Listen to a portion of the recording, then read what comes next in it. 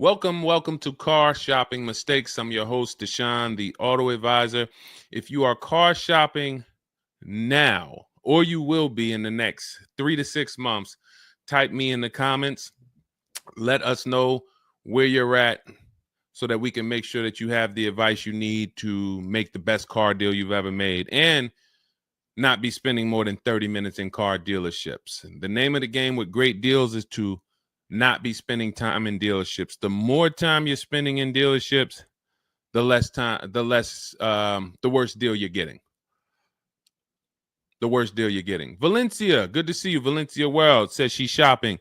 If you're shopping now or you will be in the next 3 to 6 months, type me in the comments and let me know. Now, for those of you who are not shopping right now, you still may hang around for the next hour, learn something, because you're going to see a lot of people ask questions that you will ask or you would have when you go start shopping. So what typically happens if you hang out here enough, somebody's going to ask the same question that you would have asked, and you can get your answers that way.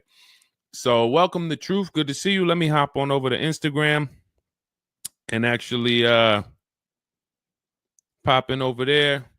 And I'll give you guys time to start typing your questions. No questions off limit. I try to do just rapid fire Q&A.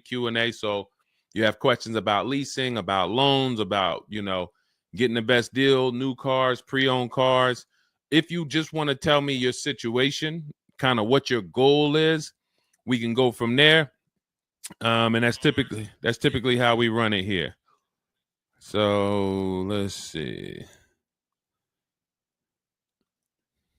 I'll give you guys time to start typing. Once we get the first couple questions coming in, Dolan will start to bring them into the show. And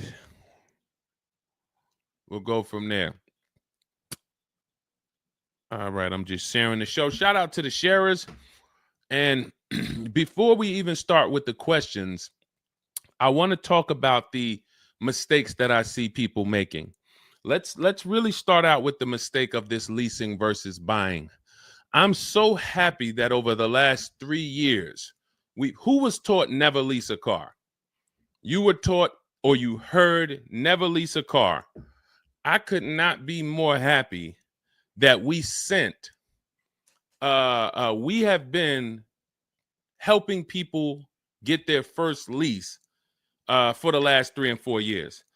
The financial advice we've been listening to concerning leasing has cost us thousands of dollars. I was going to lease a car next week. As long as you get 5 offers, cool money. As long as you get at least 5 offers, you're good. See, people are out there paying. There's a couple ways that you can get a car. You can buy it new, you can buy it pre-owned, or you can lease it new. When you lease a car, you're leasing it brand new. So if you look at the financial parameters, you ask yourself, if I buy a new car, how much will it cost me? Now, I want you to use this rule. Every $5,000 is about how much per month. This is not for the new people. If you're new here, type the number 1. Let me know you're new. You've never been on the show. I don't expect you to have the answer to this question. But if you've heard this before, then every $5,000 is about how much on a car payment. You may have seen this in my video. You might have seen this on a show. This is a principle we teach. I want you to lock this into your head forever. Let's see if anybody knows. Or we got a bunch of new people. Michelle's new. I see you. Cool Money's new. DJ Furious. Okay, I see you. Sandra Bonds on Facebook. You're new. Okay, a lot of new people checking in. We're live on YouTube, Facebook, Instagram, and TikTok. So if none of you know, I want you to remember this. Every $5,000 is about $100 per month. Good to see you, Digby, on TikTok. Every $5,000 is about $100 per month. So how do we turn that into a real budget? You look at a car, $30,000 divided by 5,000. You're going to see that's about 600. Well, that is 600. So when you see that a $30,000 car to purchase is $600, if you borrowed that money, now you know about how much that car is going to cost, about how much $600 a month will get you if you purchase. Now, if you lease, $600 a month, depending on the lease deal, could get you a $50,000 car. So we're driving. So if your budget is $600 per month, then you have a couple ways that you can get a car. You can go find a $30,000 new car, no money down. You're at about $600 on a 5-year loan. You can go find a $30,000 used car. You're about $600 on a 5-year loan. Now, for $30,000 used car, maybe it was like $45 when it was new. You get it for $30. Or you can get a $50,000, depending on the lease deal, brand new car that you lease. So let's drive this home. You have people pulling up in cars. They're all paying $600 a month. One of them is driving a brand new $30,000 car. They didn't put any money down. Another one is driving a $30,000 used car. They didn't put any money down. $30,000 car. Another one is driving a $50,000 brand new car. They didn't put any money down. Who's getting the most value? In the short term, it's the person driving the $50,000 new car. It's nothing you can say about that. It's no like, well, it depends. Nope. $50,000 brand new car, $30,000 brand new car, $30,000 used car. The person driving the $50,000 car at $600 a month is getting the most value, hands down. Now, in the long run, where do the people who buy win? That's where we talk about the 8-year rule. That's why if you're buying your cars and you're keeping it 8 years, you should be purchasing, not leasing. 8 years is when you win. So that's where I wanted to start at. Let's start, like, tear down this bad information you've heard and you've believed about leasing. And I see people asking, we got a lot of questions coming in. I see you, Jaguar Music, on Instagram. I see you, Cool Money. I see you, we got quite, I see, hold on. From what I can see, we got like 4 or 5 questions waiting. So Dolan, you could bring in the first one. Type your questions in, anything you want to ask. If you want to ask about leasing, I saw someone asked about bad credit. What about if I have bad credit? What about mileage with leasing? Just start typing those questions. We'll bring them all into the show and we'll get to them one by one. Is that true for someone that went into bankruptcy? Okay, so if you came out of bankruptcy, your goal should be to rebuild your credit as quick as possible. Right now, your credit's blank. You come out of bankruptcy, your credit's blank. You have nothing there, and that's a good thing and a bad thing. It's easy for you to build. I've seen people come out of a bankruptcy and literally they have a 700 score in 1 year. They're going to go get credit cards. Just like if you're 18. If you're 18, you go get credit cards, you don't use them. Pay $15 gas, or you don't have a car yet. You pay $15, $20 a month for something, pay it off. You're going to have a 700 credit score. The more you don't use your credit, the more credit they give you. So when they see that you have the credit, $500 credit card, $1,000 credit card, you're not using it, credit score is high because your utilization is low. So that's what you should be doing. You cannot come out of a bankruptcy, just wipe your credit, and then go into the dealership and be like, okay, now I can get a car. You have no credit history. So the first goal should be, let me rebuild my credit as quick as possible. And you can do this quick. Follow Shonda Martin. Some of you know Shonda Martin. She's on pretty much every platform we're on right now. And she's road to 750 plus. Now you got to let me know. Can you wait and build your credit for 3 to 6 months? Can you start to get some type of credit history? Or are you in need of a car right now? In which case you have to get a car with bad credit or no credit. Because if you don't have anything on your history, that's technically no credit, which is bad credit. So, okay, you need something ASAP. Okay, so what you should be doing, and again, if you don't have good credit right now, you should be buying the smallest car you can with the lowest payment. I got into the car business 2006. I was 22. I've been in and around the car business since then. So what is that? Almost 20 years now? The mistakes come from 2 things. You don't know what to do. A lot of the stuff I'm going to say, oh, I didn't know I could sell a lease, Deshone. Oh, I didn't even know I could sell a car if I don't have the title. It's not paid off yet. I thought I had to pay it off to sell it. Deshone, I didn't know every dealer, every, Toyota dealer has a different price. I thought they were all the same price, like the Apple store. All of that is you didn't know. Oh, I didn't know about leasing. I thought it was this. I thought it was that. I had misconceptions. All of this stuff has cost you thousands of dollars. That's you not knowing. The other problem is you know and you don't do, because now I'm going to make sure you know. So once you know, it's your obligation, or it's up to you if you're going to do. So if I have bad credit, I'm looking to rebuild my credit. I need a car right now. First thing I'm doing is asking myself, in my book, Cars from Home, first step is how many years you're going to keep the car. Because we need to determine, are you going to lease or you're going to buy? Are you going to lease or you're going to buy? You don't determine that based on how many miles you drive or, it's the 8-year rule. Are you going to keep the next car 8 years? Who keeps their cars more than 8 years? Type K. Because you're buying what we call keepers. If you're a keeper, Deshone, every car I buy, I'm keeping this thing 8, 10 years, 12 years. When the transmission goes out, I go and get another transmission. I see we got keepers. Shout out to the keepers. Michelle, we got Chantal. Who are the keepers? Sandra Bonds on Facebook. I see you. Where are the keepers at? K Mathis on Instagram. Keepers. These, you should not be thinking about leasing. Who's the keepers? See, we like to make this clear. Lon, I see you. Kara, keeper. All right. You need to be very clear, because people be like, Deshone, you talk about leasing a lot. Should everybody be leasing? No. Everyone who's not keeping their cars 8 years should be leasing. And if you don't have the credit to lease, your goal should be get the credit to lease.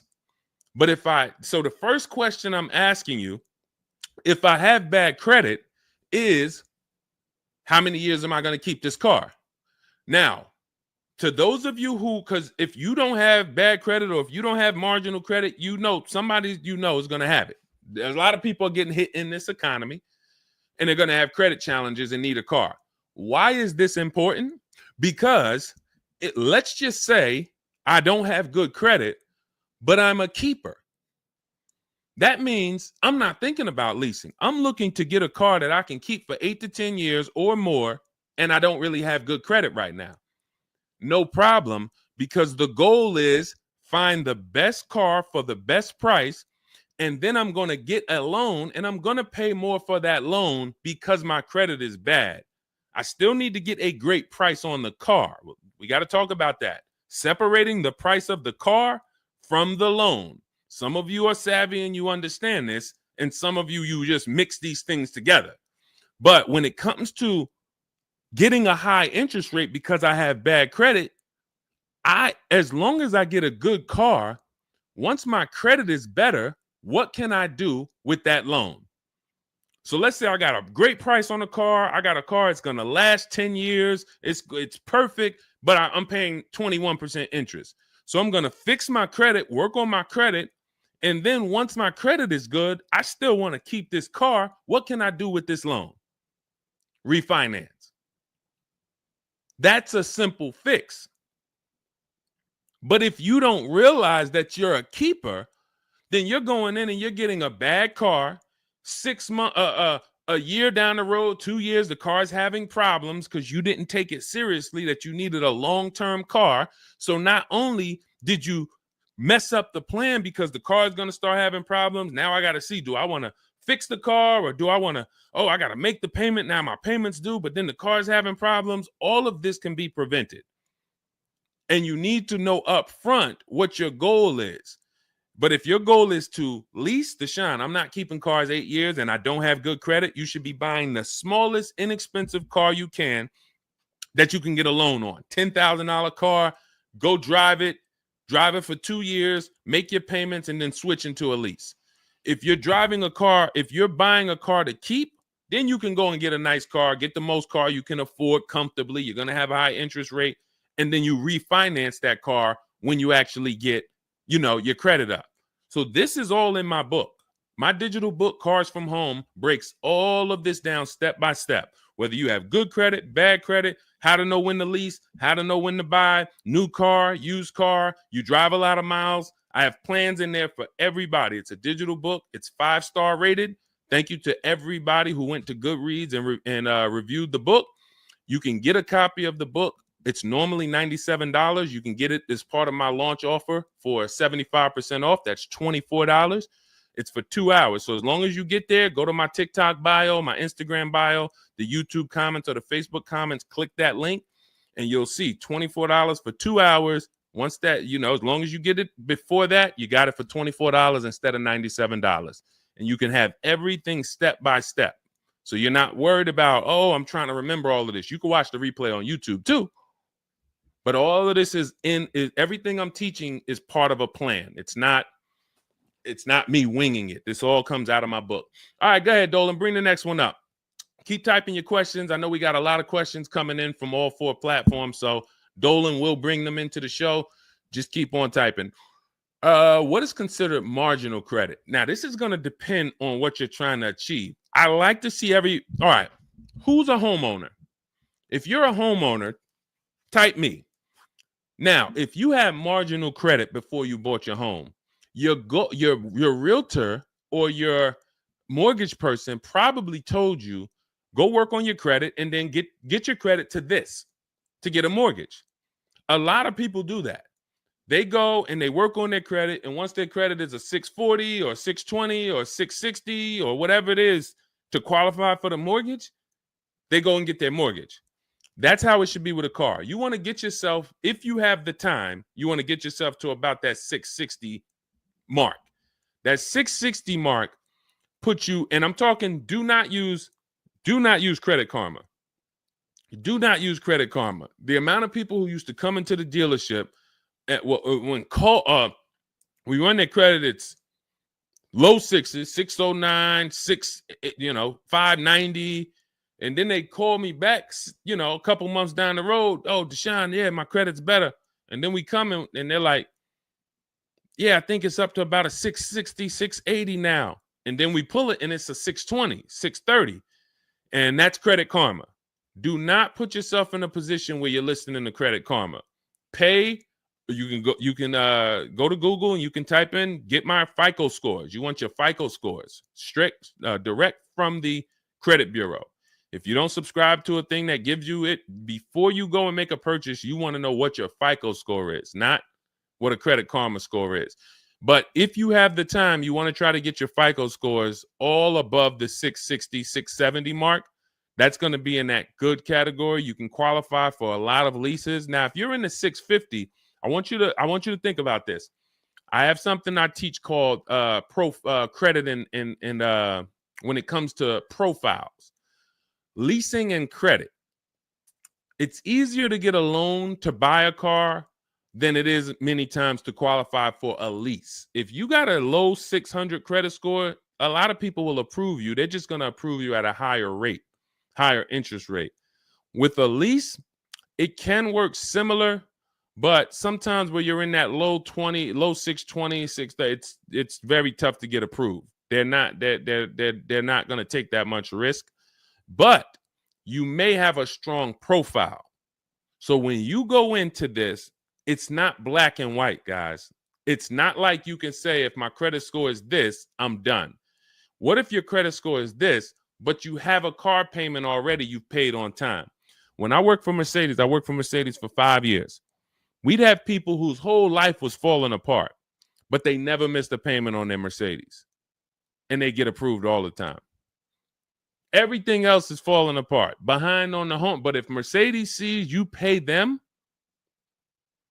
you got approved. So what I say is a current car. That's why those of you, if you're building to get a lease, if you're building to get a better car, pay that car on time that you have now. Because the best thing you can do is have a history of on-time payments on your car.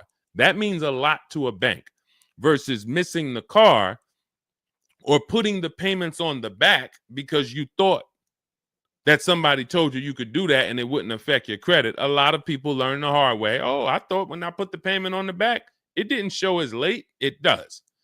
So we again, I'm here to tell you everything from the inside.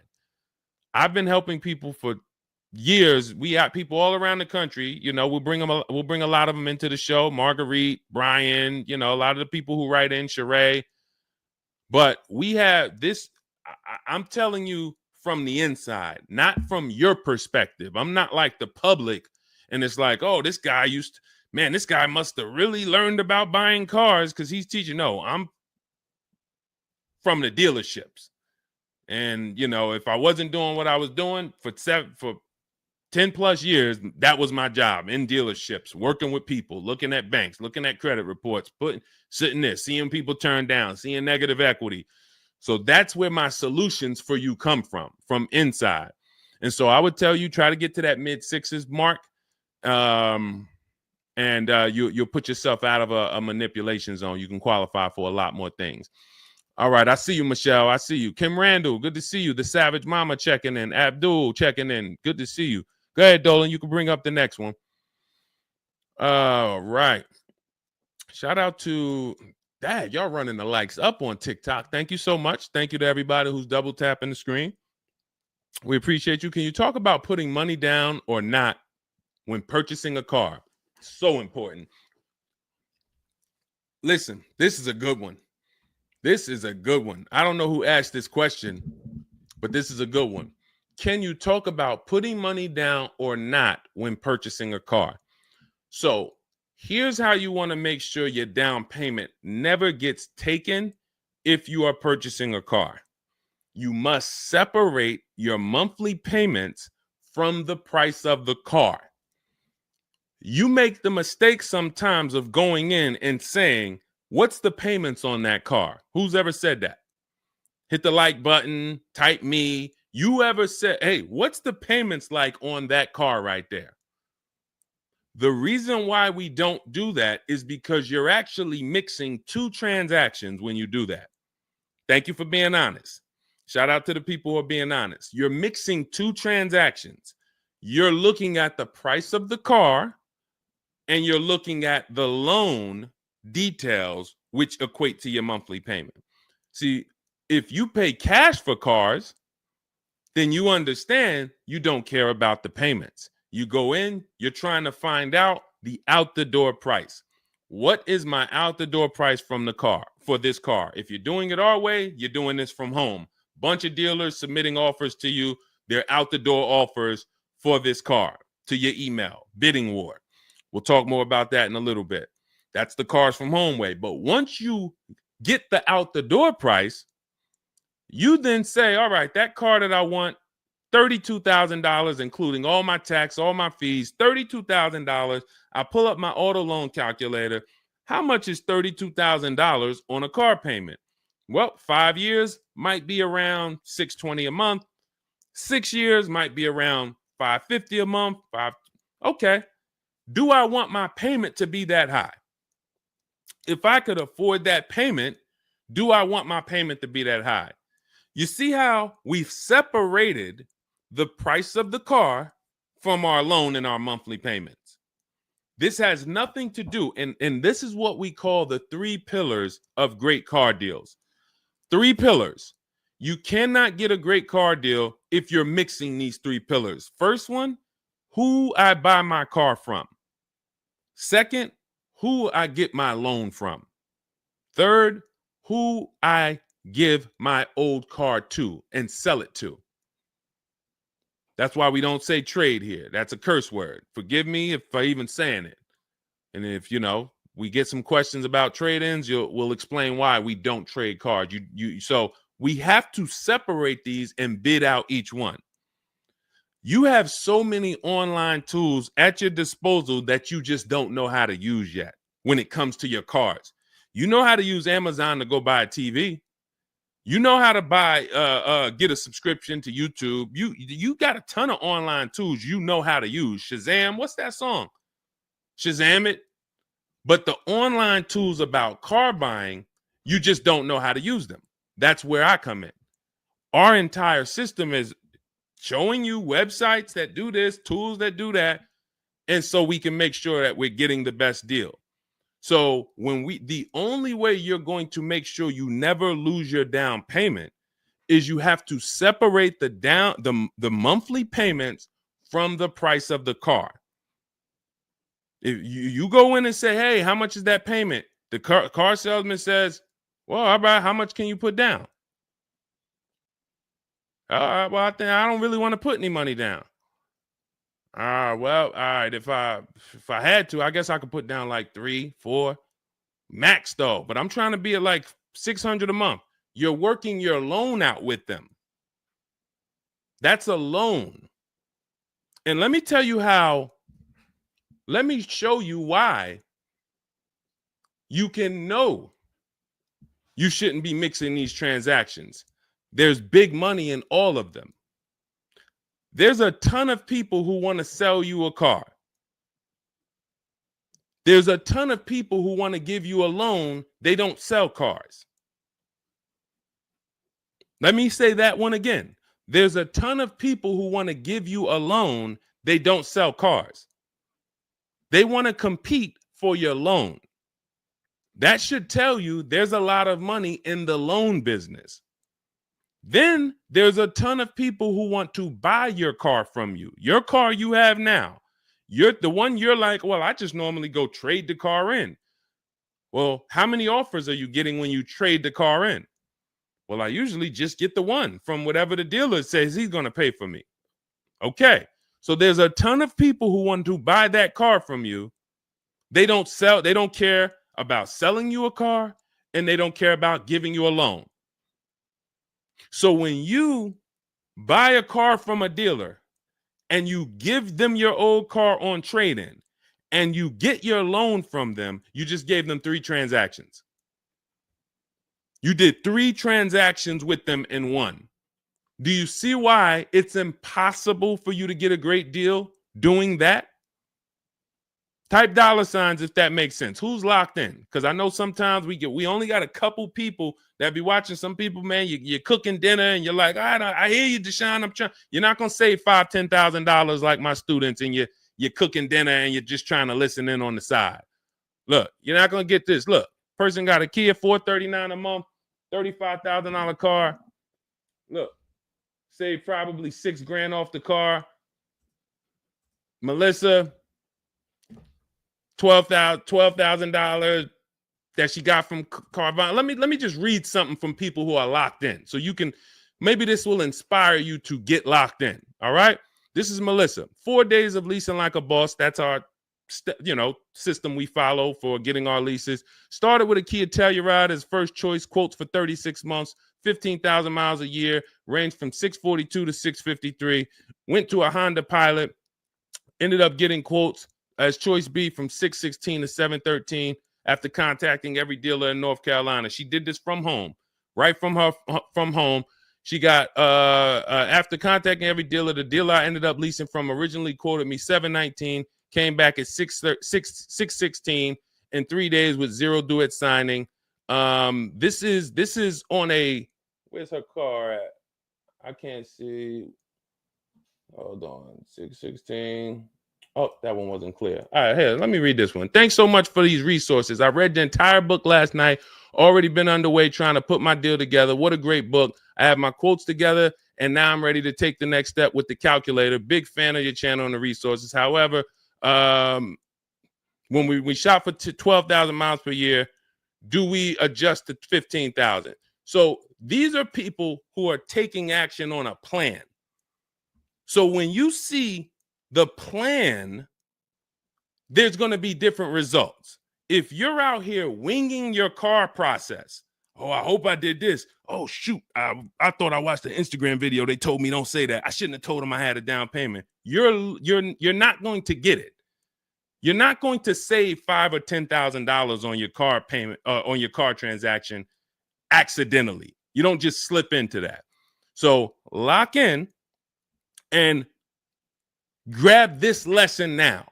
I need to separate my transactions. Who I buy my car from is one transaction. I'm going to bid it out. I'm going to give a bunch of people an opportunity to sell me this car. If I'm looking at a used Toyota Camry, I want to see every Toyota Camry within 150 miles, and I'm going to narrow it down, and I'm going to pick the best one, independent of my loan. My loan is a whole nother story, because when I shop for my loan, I'm going to do the bank bidding war where I can have multiple people. I don't even want to mention that without telling you about it, because it's like, whoa, what's the bank bidding war, Deshone? Okay, so you can have multiple banks and credit unions compete for your interest rate in a small period of time, and it's going to weigh on your credit score like one hard inquiry. Like one hard inquiry. Mamba Mentality, I love the name. I love the name. Why can't I do a super chat? I don't know. Yinka, good to see you on Facebook. IB Johnson. On one hard inquiry. So let's just say, and so when you get your loan, how do we know that 5.2% interest rate was the best? How do you know that the 7.1 interest rate was the best if you have no other offers? And what we've been used to is we're just going to go with our bank. We're going to go with our credit union. We're going to go with the dealer's bank. Why? We're going to make these people compete. And when you do this, when you do it this way, you can have people compete in a short period of time and get multiple offers on your loan without it affecting your credit score. But it has to be done in a small window of time. Now, if you Google it, rate shopping, it'll say between 14 days and 45 days. You do it our way, it's going to take you 48 hours. And you don't do this until after you find your car. After you find your car is when you do a hard inquiry. You let these banks and credit unions compete for your loan. And again, you notice I've already found my car. I already got the best price on that car right there at ABC Motors. I got that thing on hold. Don't pick up the car the same day. As much as they're going to ask you, hey, you want to take it home today? You want to take it home today? No. If I take it home today, when do I have time to go shop my interest rates? I'm not taking it home today, but let me get my buyer's order with my numbers on it. Let me go home and let me actually do my shopping for my loan and my interest from home. And then if you can actually beat that rate, it's a competition. But because you didn't know that you could let multiple banks do this in a short period of time, you're only going to your bank. You coming back with a 6.49. Well, I guess that's good. What if somebody could get you a 5.49? Do you know how much a difference between a 5.49 and a 6.49 is on a loan? Could be $1,200. This is why we're getting all the money. So again, all of this is in my book, digital book, Cars from Home. You don't have to wait for it to come in the mail. You can have it by the end of the show. It's in my TikTok bio, Instagram bio, Facebook comments, and YouTube comments. Normally $97, but you can get it as part of our welcome offer for $24. As long as you get there before the 2 hours is up, you get it for 75% off. It'll have everything in there. That is the bank bidding war. If you're not, again, before we go to the next question, if you're leaving the dealership wondering, if I was to walk up to, yo, Deshone, what's going on, man? Hey, I just got this car, man. What do you think? Okay. Did you get a good deal on it? Yeah, man, I definitely got a good deal. How do you know? If you're not saying to me, yo, man, you know how many offers I saw? Man, I got about 6 offers on this car from different dealers. This was the best one. Okay, you did good. What about your loan? No, man, listen, my bank competed, credit union competed. The dealership told me none of their banks could beat what my bank gave me. Congratulations, man, you got a great deal. But if you don't have that same confidence, you did not get a great deal. And now you're driving in a $30,000 car, $50,000 car, and you don't have the confidence that you actually didn't leave thousands of dollars in these dealerships. This is crazy. And when you get mad and stop accepting it, you'll listen to what we're telling you to do. If you think you deserve that abuse, then you're going to keep doing the same thing. That's why you got to unlearn. Okay? So separate your transactions. Who I buy my car from, I'm getting multiple offers for. Who I get my loan from, I'm getting multiple offers. Who I sell my old car to, I'm getting multiple offers. And with the internet, I can do all of this right from my house, right here. All right. That's the Cars from Home way. Let's go, Dolan. All right. Keep typing your questions. I see you, Mamba Mentality. I see Mamba Mentality got a lot of questions. Samante Love, good to see you. Jay Bass, good to see you. Yep, Jay Bass. Separate transactions. Exactly. D So Chill on TikTok, good to see you. Lisa on TikTok, good to see you. Hector Ruiz, thank you, Hector Ruiz. Shout out to the sharers. Shout out to the sharers. I always got to take time to shout out the sharers. We can't do this without you. All right, how can I schedule a consultation with you? Also, does it make sense to lease a pre-owned vehicle? So let me answer the bigger part of the question first. Most leases are going to be brand new. There's only been a few manufacturers that have tried to do a pre-owned lease program. Lexus tried it. BMW's tried it. And there's certain brands that can technically lease a used car. The reason why I don't like it is because it's not enough of a wide stream. It's not enough of a mainstream program to create competition. And if you can't create competition, then you don't know if you're getting a good deal. If you walk in to lease a brand new car and you're walking in and again, we don't do this. We never sit down in a dealership. We're there to test drive only. We're never talking numbers. But if you are doing it the old way, you're going to go in and then you're going to get a bad lease deal presented to you. And they'll say, well, I could lease you this 3-year-old one and it'll save you like $150 a month. How do I know that's a good deal? It might be affordable. And sometimes you confuse affordable with a good deal. It's not a good deal because you could afford it. I want to let that sink in. We confuse, you know how many people I watch get a horrible deal, but they go home and they're like, yo, man, they got me to my payment. Bad credit usually. A lot of people with bad credit will brag about yo, man, you got to go see Joe, man.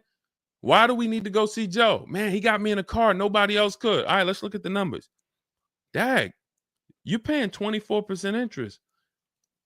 You know this is an 8-year loan? You know this is an 8-year loan. Oh, nah. I just, listen, man, Joe, you sending all your friends to Joe. Oh, look, and this car has 70,000 miles on it. You paid 28,000 for it? See, because they got you to a payment you could afford. So you thought, good deal. Now, I go into a Bentley dealership right now. Bentley's $300,000. And they say to me, we'll give you this Bentley for $150,000. So they give me somebody offers to give me a $300,000 Bentley for $150,000. 50% off. We're going out of business. Take it. Can I afford it? No. Is it a good deal, though? Is it a good deal? $300,000 Bentley, half price, $150,000. Many people, you don't have that in your budget to go and bring $150,000 dropping on a car. Now, if you want to do a business thing, go buy it for $150,000, quickly sell it to another dealer for $220,000. Okay, that's what we would do. But I'm not talking about that. I'm talking about just you alone. Affordability does not equal deal. A deal is a deal whether I could afford the deal or not. And the only way we know a deal is to actually get multiple offers. There's no other way. So I'm going to continue to say it. There is no other way. I've been in the car business since 2006. There is no other way for you to know you got a deal without comparison shopping. Same way if you walked into a grocery store and there was only one, you walk into the Dorito factory. There's only Doritos everywhere. No other competition. They sell them for $7 a bag. There's no competition. So everybody who's in the Dorito factory is paying $7. But when they go in the supermarket, Doritos competing against Lay's, competing against Wise. Oh, you can't be $7, Dorito. You might have to be $4 this week. You might have to be on sale this week for $2.99. Competition. It's everything else. So a lot of what I'm saying to you will click when you realize that you've been programmed to buy cars in a way that you don't buy anything else up. You don't buy anything else that way. Everything else you buy in your life is competition. People competing. Everything else only with cars, we look at one offer. So that's why when you come home, start to look at the whole market, you're going to love this. You're going to be like, man, I don't know how I didn't start doing this before. What I'm teaching is not, the whole Cars from Home system is not rocket science. We just use the internet to create competition. That's how we get crazy deals. That's how you see Alex graduated, was able to get a new lease for my partner, sold his old car to Carvana, bid that out. Notice he didn't trade it. He didn't say I traded in my car. I sold my old lease to Carvana, old 3,500. He got 14. That was his highest bid. Went test driving, got a 2025 Hyundai Tucson, got a 1.3% lease deal, no money down, $42,500 car, $580 a month, and that's a 1.3% lease. Now, $42,500, guys, would normally be, with no money down, about $800 a month. Maybe about $825 for 5 years. He's paying $580. So when we talk about leasing keeps thousands of dollars per year in your pocket versus purchasing. Thousands of dollars, not hundreds of dollars per month, but thousands of dollars per year. So so to answer your last question, I don't do consultations. We have 3 ways we help the public: through my book, through our Shop with Deshone program. A lot of these people that you're seeing me share, they've either got my book or they're in our Shop with Deshone program. Just Ralph, Jen, Stormy. Just wanted to let you know that your package worked. $48,000 MSRP, no money down. She's paying $622 a month. That's normally a $900 payment. Marie, some of you know Marie from some of our other shows. We talked about her. Just wanted to reach out. Thank you. She used the book, saved over $13,000 off of her Mercedes, got her payment to be hundreds lower per month, maintenance included. Just wanted to say thank you. She got a 2025 GLC Coupe. Some people have this same car. You're looking at this car. You're like, hold on, Deshone, I got that same car. Did you get $13,000 off? Did you get $13,000 off? This is when we got to say to ourselves, whoa, what's happening that Marie got $13,000 off? I thought I did okay. I got $4,000 off. You see how dangerous it is when you don't get multiple offers? You thought, man, I negotiated, man. I was in that dealer for about 5 hours, man, to get that $4,000 off. Marie never went into a dealership and she got $13,000 off. So you just made a $9,000 mistake. So you could either change your behavior, go grab my digital book, Cars from Home, learn the same thing, use the same strategy step by step that Marie just used, and you could eliminate you making these types of mistakes, or you can continue to do what the car business wants you to do. So in my digital book, you have everything. That's why it's called 7 Steps to Saving Time, Money, and Avoiding Dealerships. It's in my TikTok bio, my Instagram bio, YouTube comments, Facebook comments. You can get 75% off for the next 2 hours. So you won't pay the normal $97. You get it for $24 if you get there before the welcome offer expires. And that's a digital book. It'll be in your inbox by the time we end the show. You'll have all these strategies to use for you, your family, your spouse, your kids, to make sure every transaction you're winning. You're leaving no money on the table. All right. So yes, I don't do, and you'll see in our Cars from Home toolkit in my bio, we do have a program where we shop for people around the country. In fact, before we go to the next question, let me show you what you'll be able to do. But in our case, we do this for our clients. So you get in where you fit in. I don't tell you, it's like if I put a buffet in front of you, everything gets you full. You get the book, you're there. You come into Shop with Deshone, we do it together. You watch our video checklist. You have coaching calls, we have Zoom calls, we have a private Facebook group. You get to your goal. Or you can, if you qualify, you got to have the credit. You got to be shopping for a new car. You can look into our Done For You program. You can book a call with our team. But here's an example of how big of a margin these offers. I want to show you the difference between some offers here, because some of you don't really see it. Hold on. I got to label these better for our next show. Okay, here's an example. So we can see here for this particular car, the payments ran, all of the car itself is $64,000. We're shopping for a Genesis. This particular month on this particular car, the payments range. Y'all ready? We got 6 offers on this car. The payments range from, well, I'm just reading them to you. $973, $899, $1,102, $1,066, $921, $913. Now this is initial payments. Why is there a $200 difference in these initial payments? This is why you never want to take people's first offer, because the initial payments are going to be high. But even in the initial negotiations, why is it, Deshone? Wait, all of these cars are the same price. Why is one dealer at $1,050 and another dealer is at $899? Because they're criminals. So what do you think you're doing if you just walk into a dealership and say, let me give this dealer a shot at negotiating? If you're negotiating with the dealer that's at $1,050 or $950 or $975, where are you going? And the goal is to have that dealer.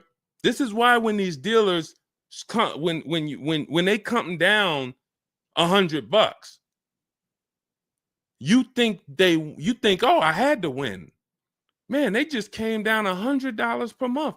They started out, they were at $590, and now we're at $490. This has to be a good deal. Well, how do we know that they weren't supposed to start at $490 and end up at $390? If this is clicking for you, type a $, because this is clicking for some of you.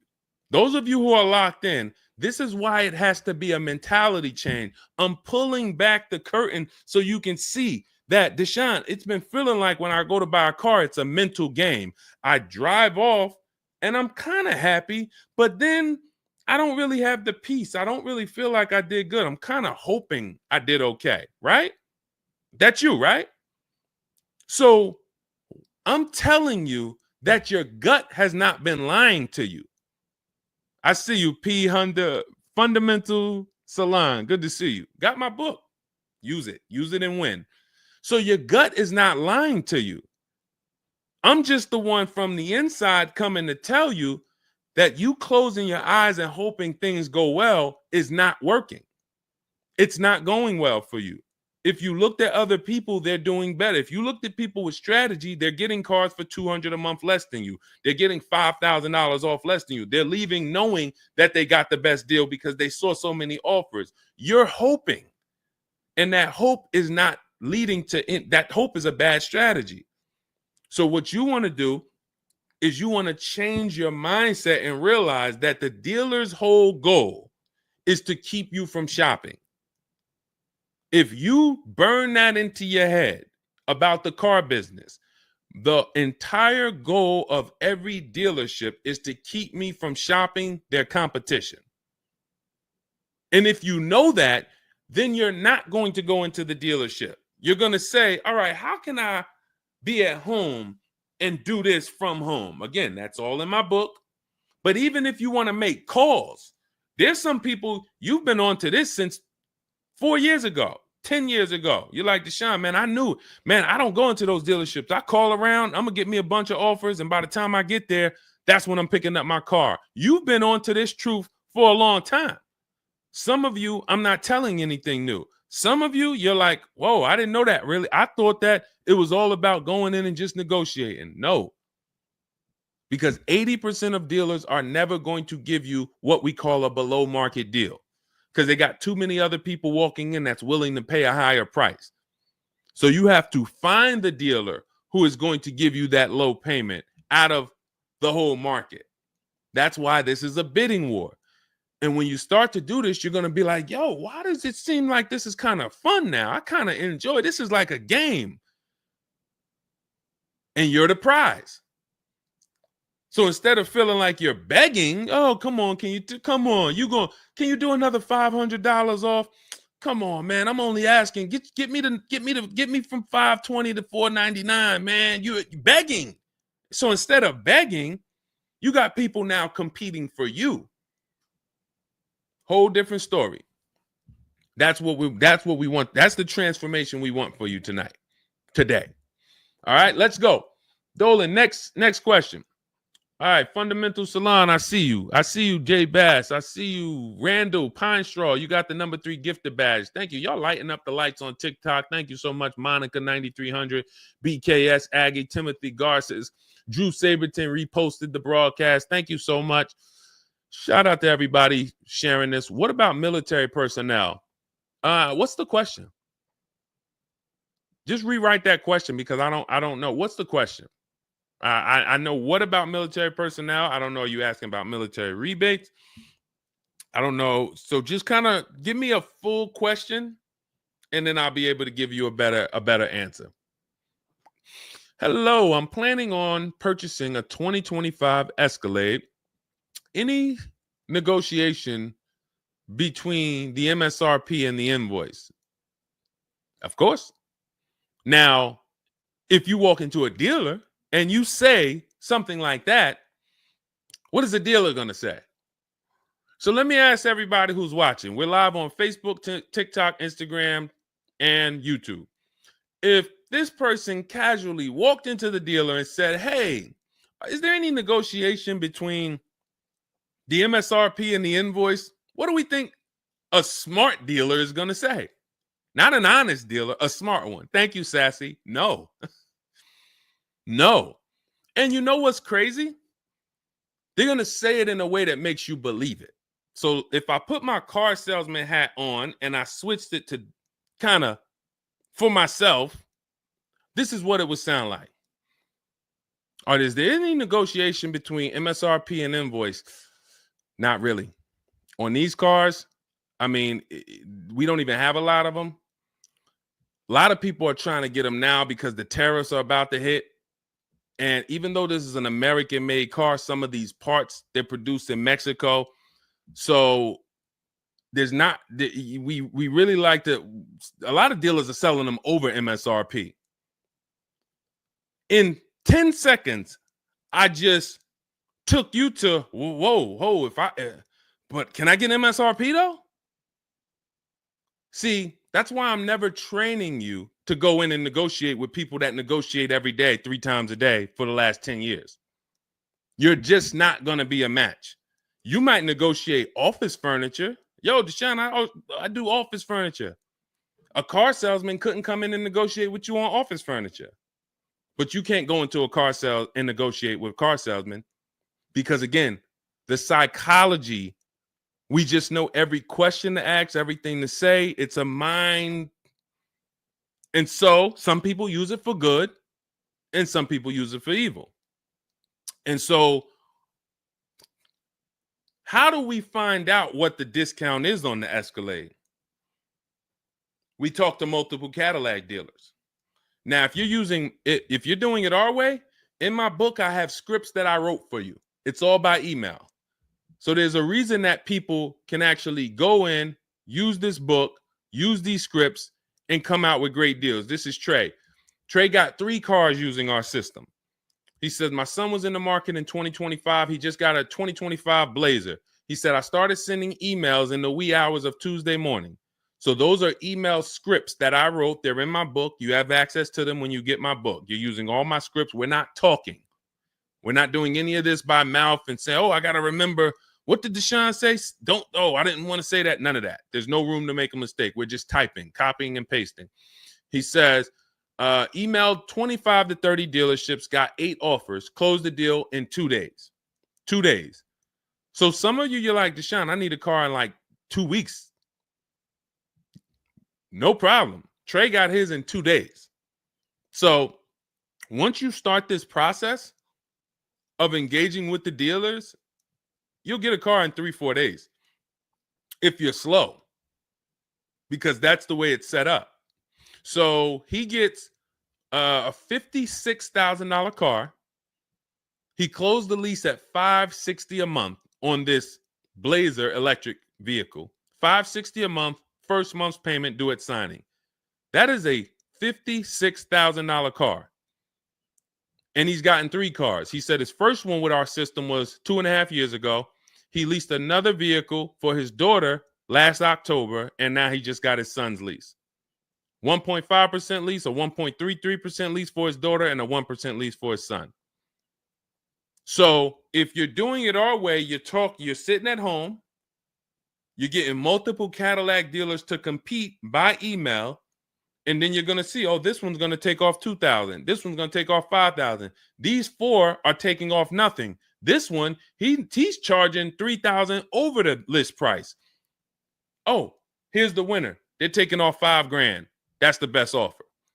Now, sometimes you get a deal like Sean, and we never know when the bottom is.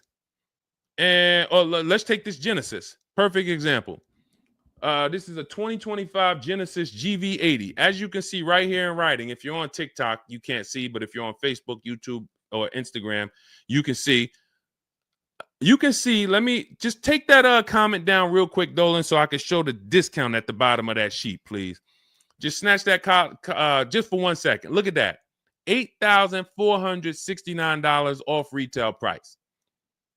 Brand new 2025. Okay, you could put it back up, Dolan. Thank you. So when you look at that, this is the lowest offer of multiple offers. Maybe $8,500 is the best discount on this particular vehicle. But when we go to Sean, let's go to Sean. F-150 Lightning, XLT, $73,000 vehicle. What's his discount? $21,000. Look at the dealer discount and look at the rebates. And every dealer is not going to tell you the rebates. Some dealers will not be honest with you about the rebates. They'll hold some of them or they'll hold all of them. When he got all his offers, he saved $21,000 off the price of the car. So how do we determine, to answer your question about the Cadillac Escalade, what's the discount between MSRP and invoice? We don't know. Could be the best discount could be $3,000. The best discount could be $5,000, could be $10,000, $12,000. We don't know. And because you don't know, you cannot negotiate. If you knew that the best discount you could get on a Cadillac Escalade was $8,000, you knew that, then it would be easy to negotiate. I'm just going to go on. All right, man, come on. You're at 6,000. Nah, man, I want another 1,000 at least. I'll let you keep the last 1,000, but you got to get me to 7 because you know the bottom, $8,000. No car that we go in to get do we ever know what the bottom is. So what you're doing is you're feeling for the bottom. But if Sean thought $10,000 off was the bottom for his F-150 Lightning, then he wouldn't have got $21,000 off. That's the danger. So when I say to you, you're leaving $3,000, $5,000, $7,000 on the table, you can't say to me, Deshone, no, I'm not. Because I get so many offers, man. I know I'm not leaving money on the table. You don't know you're leaving money on the table. I got $8,000 off my Infiniti truck I got when I leased it. How do I know that was the best offer? Because I had 7 other offers. I had 7 other offers of Infiniti dealers that I went back and forth with by email. This one giving me $3,000 off. This one $4,000. This one $6,000. This one $6,000. This one we'll do $8,000 off.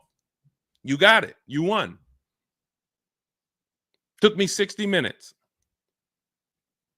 This is where I want you to get new cars, used cars. You're making your deals from home. You're the prize. You're going into the dealership to pick up your car, man. They like, man, you sell cars? How'd you was like quick, man, that you kind of knew this was quick. Car salesmen going to love you because you didn't waste their time. You didn't tie up 8 hours of their time. They're making deals with you in 20 minutes, 30 minutes. It's great for everybody, but it's mainly great for you. That's what we want. Okay, all of this is in my digital book, Cars from Home, 7 Steps to Saving Time, Money, and Avoiding Dealerships. It's not a mail book. It's a book. You can have it in your inbox in the next 5 minutes. Normally $97, but it's part of our welcome offer. You can go to my TikTok bio, Instagram bio, click those links. You can go to the Facebook comments or the YouTube comments. Dolan has a link for you guys. You get 75% off. That's $24, but it's only for 2 hours. Now, if you visited earlier, some of you, I did a show, my last show, you might have visited the link and you missed the countdown. You'll see it's gone. So you want to make sure when you actually go there, even if you come back in a couple minutes, don't let that timer hit 0. Book's still worth $97. You saw Marie, she saved $13,000. So I think if Marie, if she was on the show, she would say, look, even if you missed the $24, get that book. Save me $13,000 off my price. All right. Corey Duncan, I'm just catching your comment on TikTok. Look, it works, y'all. I promise. Leased a car back in April after using his book. Got the best deal. You see what I'm saying? Like, and this is all over. It's too many people for me to pay. When I tell y'all, like, it's too many people. I pride myself on not can Deshone get great deals. Obviously, you guys know if I could sit on here and answer your questions for an hour and a half, clearly I've been in the car business since 2006. Clearly, Deshone can get great deals. But can other people? That's why I'm showing you other people. That's why I'm showing you Benita. That's why I'm showing you Kimberly got 20 grand off her Maserati when she got it. Zafrina got 2 cars. She got a car last year, got her Jeep Grand Cherokee, $66,000 car. She got it for $579 a month. And then she just got another car that she posted 2026. Not even a 2025. 2026s. It ain't even out yet. She got a Kia or just came out recently. Kia EV6, $76,000 vehicle. She got it for $742 a month. She leased it. Now let me just do some math for you real quick on how crazy a deal that is that Zafrina got on her second car. The first one's crazy too. They're both crazy. But let me just, here's how we judge a lease. We judge a lease by how much we're paying and how much car we get to drive for that payment. So the reason I created the 1.5% rule is for you to know you're paying too much money for a car you're giving back. The 1.5% rule tells us if we divide the monthly payment into the MSRP with no money down, it creates a percentage. And if that percentage is over 1.5 for 12,000 miles per year, we're paying too much. It's no value there. It's a bad value lease. Let's look at Zafrina's deal that she just got. She's paying $742 a month, and she got a $76,000 car. So let's say, go into our calculator, $742 a month, 36 months. That equals $26,700. That includes taxes, everything. That is how much she's giving them for 3 years to drive this car. $26,700. It's a $76,000 car.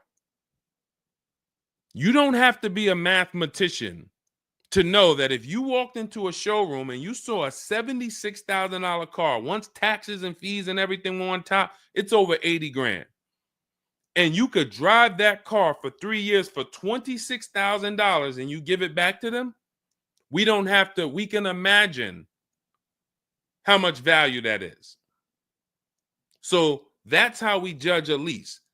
And the more I pay, the more I have to look at, okay, is this a good lease deal? Is it a great lease deal? Is it a steal? Zafrina got a steal. Anything 1% or lower, it's a steal. From 1% to 1.5%, that's a good deal. Well, let's say from 1% to 1.25, great deal, great value. And then from 1.25 to 1.5, good lease deal. So it's good, great, and a steal. Any of those is good. It depends on the vehicle, and it depends on how well you get offers, because different vehicles have different lease programs. But once we get, you don't walk into a dealership and say, hey, get me the 1.25 or get me the one. You don't do that. You got to see what the best offer gets you. But this is where you want to be at. Empowered shopping. Okay. Thanks, Randall. I'm working on my lease deal now from the book. Way to go. Way to go. All right, Dolan, go ahead. Pull up the next one. I'm going to take a sip of water. I see we still got a lot of questions to get to. Let's go.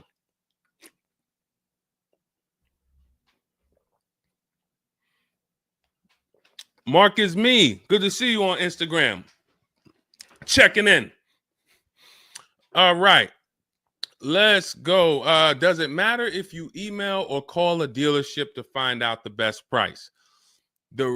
All right. No. You just got to realize it's going to be different things that come with phone. The reason why. Okay. Who's a good negotiator? All right. Let me put it like this. Who's not a good negotiator? Let's be honest. Who's not a good negotiator?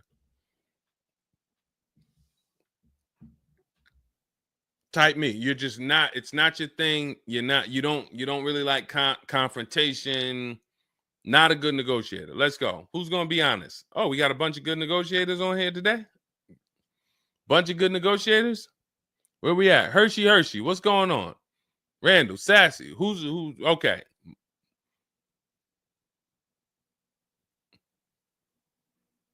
Okay. Couple people that want to be honest. Everyone else is a great negotiator. You need that to get on the phone.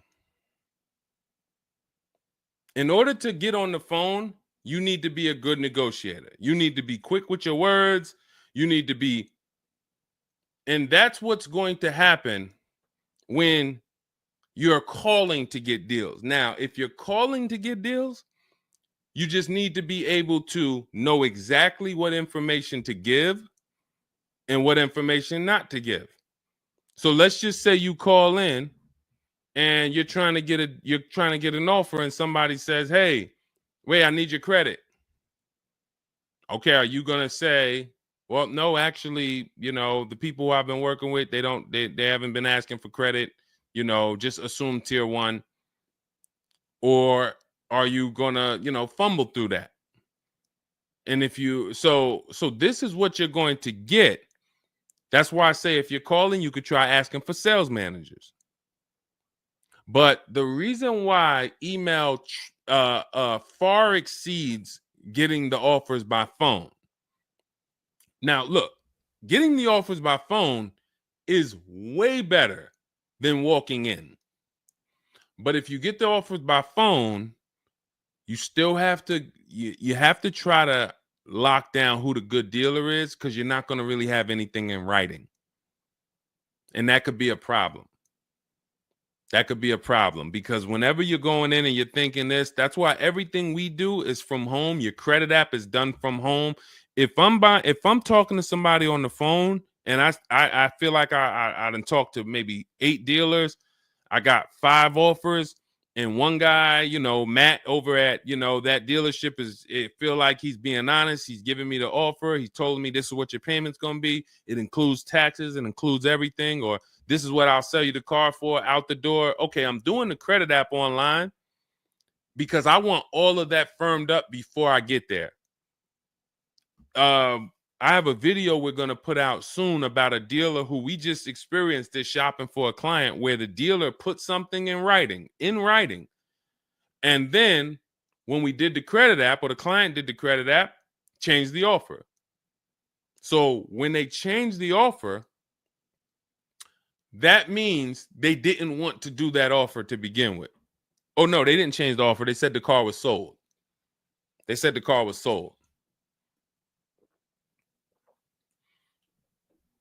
Me knowing what I know that what they wanted to do was tell you one thing and then they wanted you to come in so that you could so they could raise the price on you.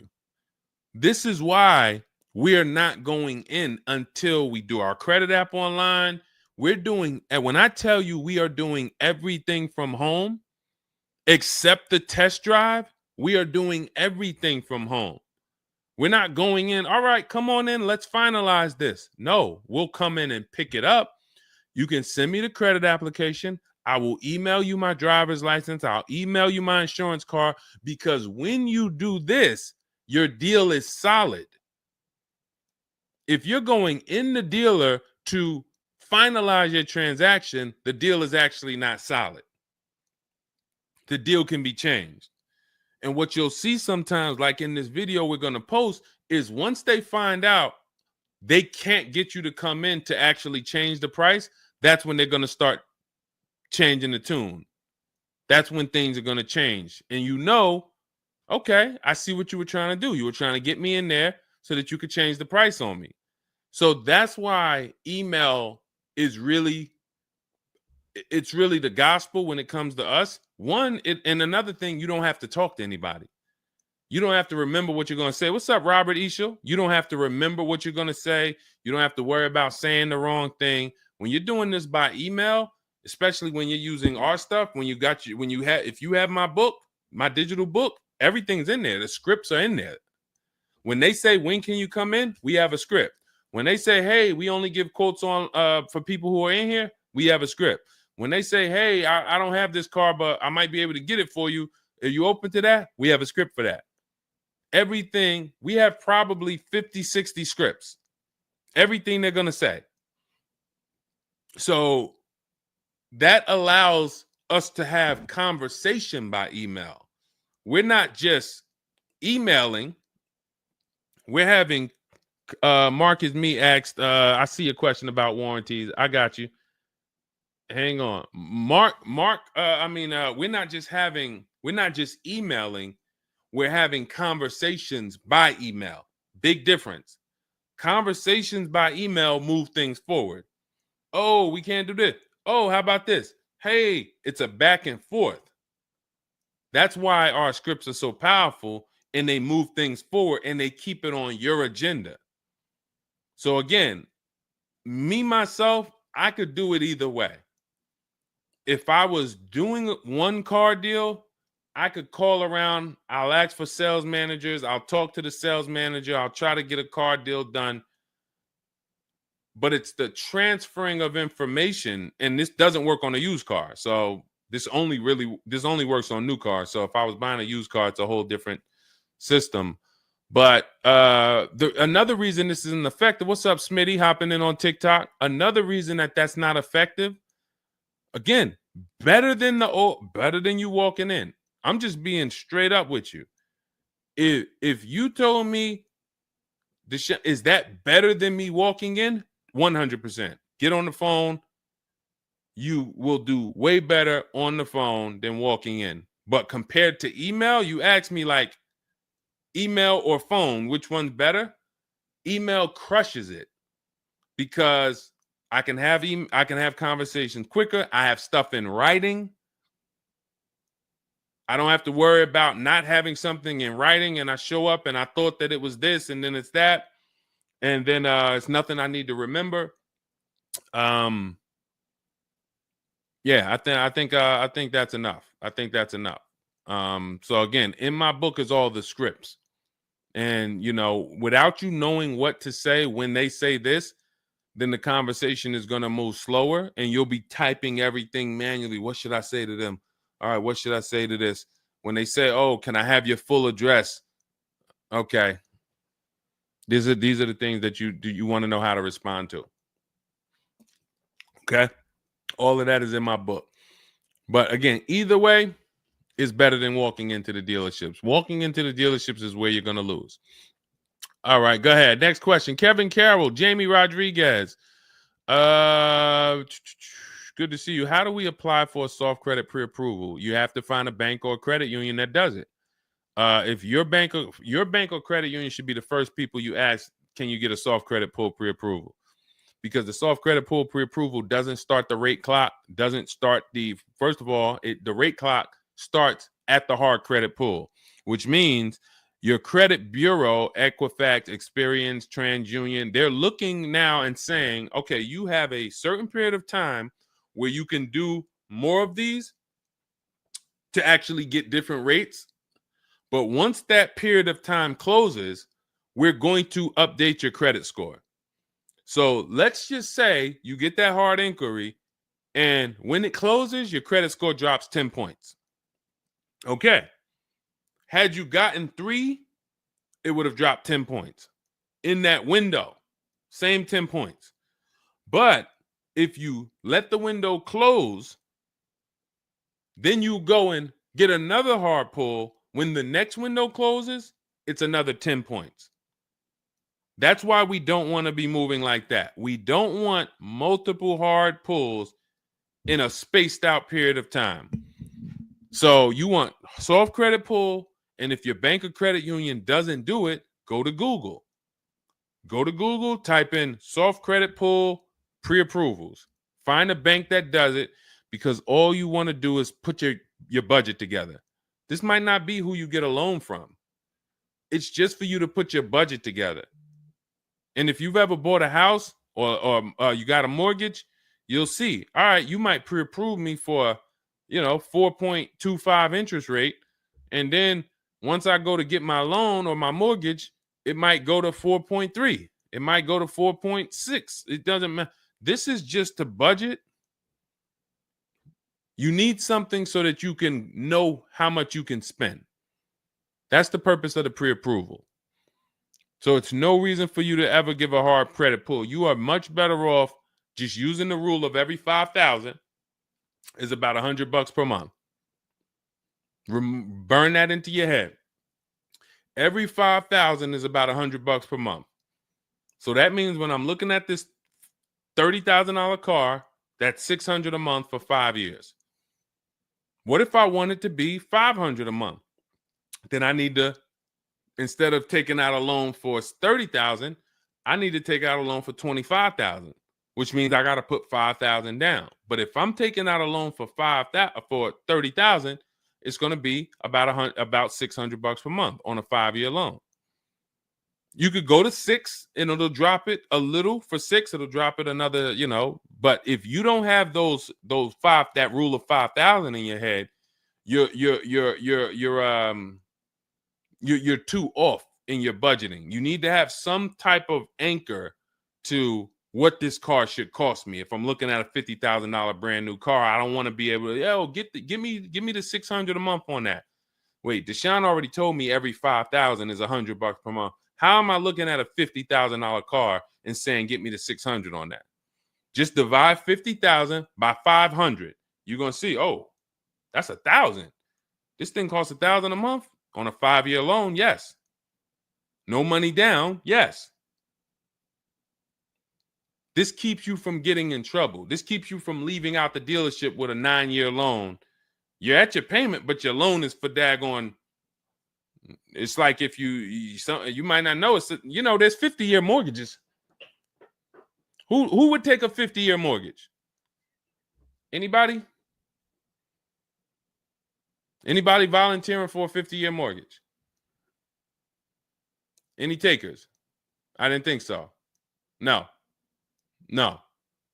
Why?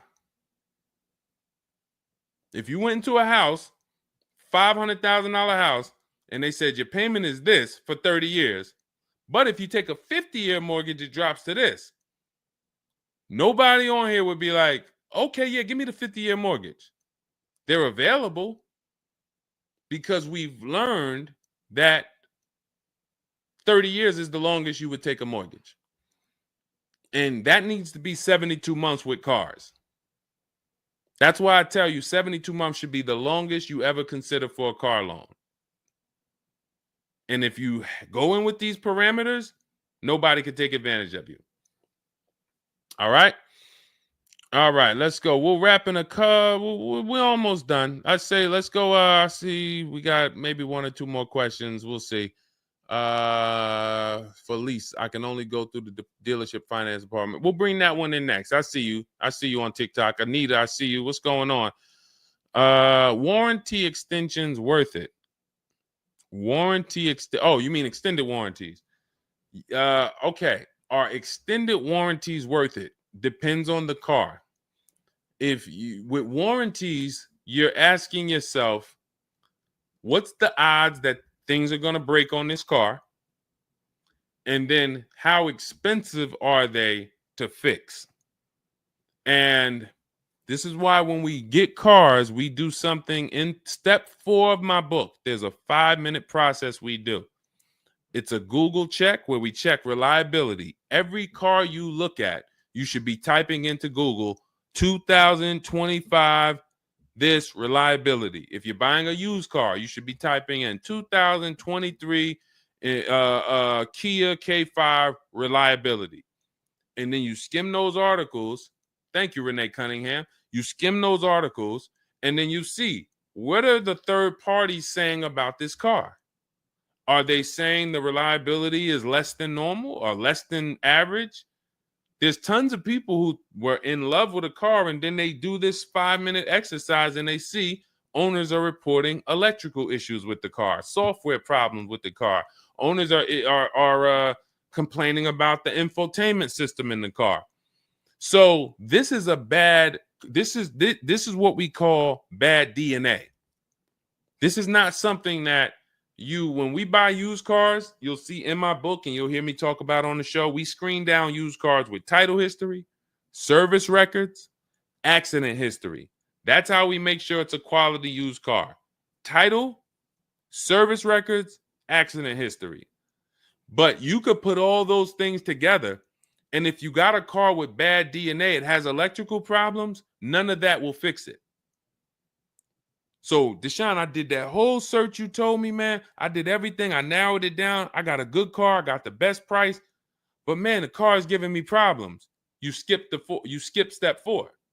You didn't do that Google search I told you to do, right? No, I didn't, man. I didn't do it, man. I skipped that. That right there, now you got a great deal on a bad car. So the things I'm telling you to do take 5 minutes. Nothing that I have talked about on this stream takes 2 hours or 1 hour or 45 minutes. Shoot, I have my car in 60 minutes. I do the whole process in 60 minutes. So not one thing I have told you takes more than 15 to 20 minutes at a time. So this is a 5-minute exercise concerning this question somebody asks, are extended warranties worth it?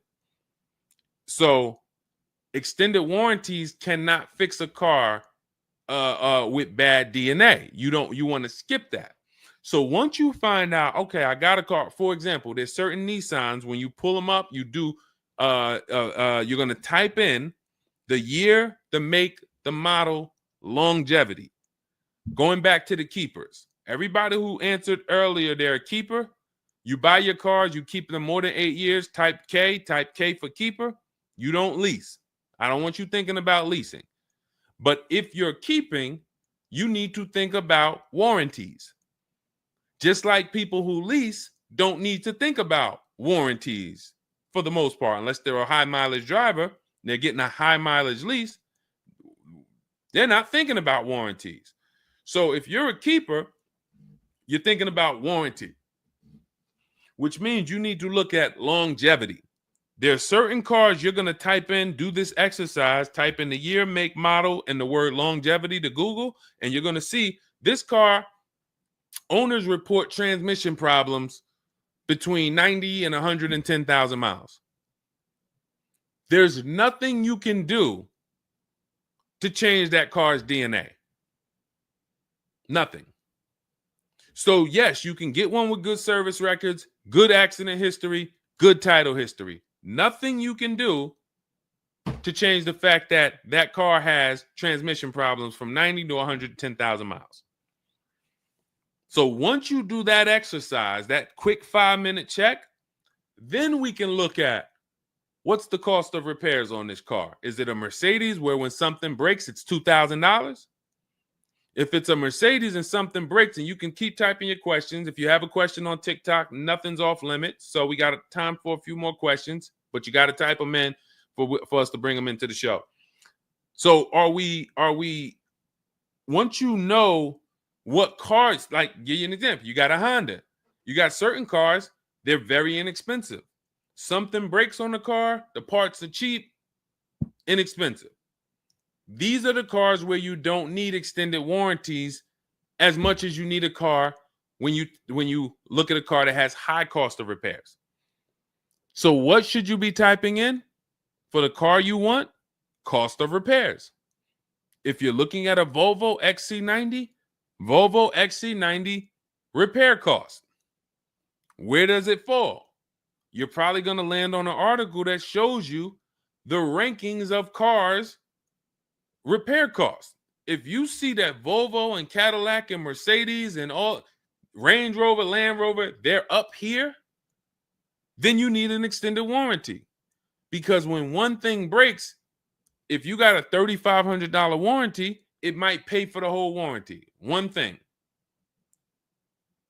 But if you're looking at a car and it's very low, Mazda or Honda or Toyota or very low cost of repair, then maybe you save the $3,000 and you don't get an extended warranty. You just put that money to the side. So it's going to depend on the car. When I worked for Mercedes, if somebody was buying a Mercedes, I told them, go in there, finance department, buy as much warranty as you can afford.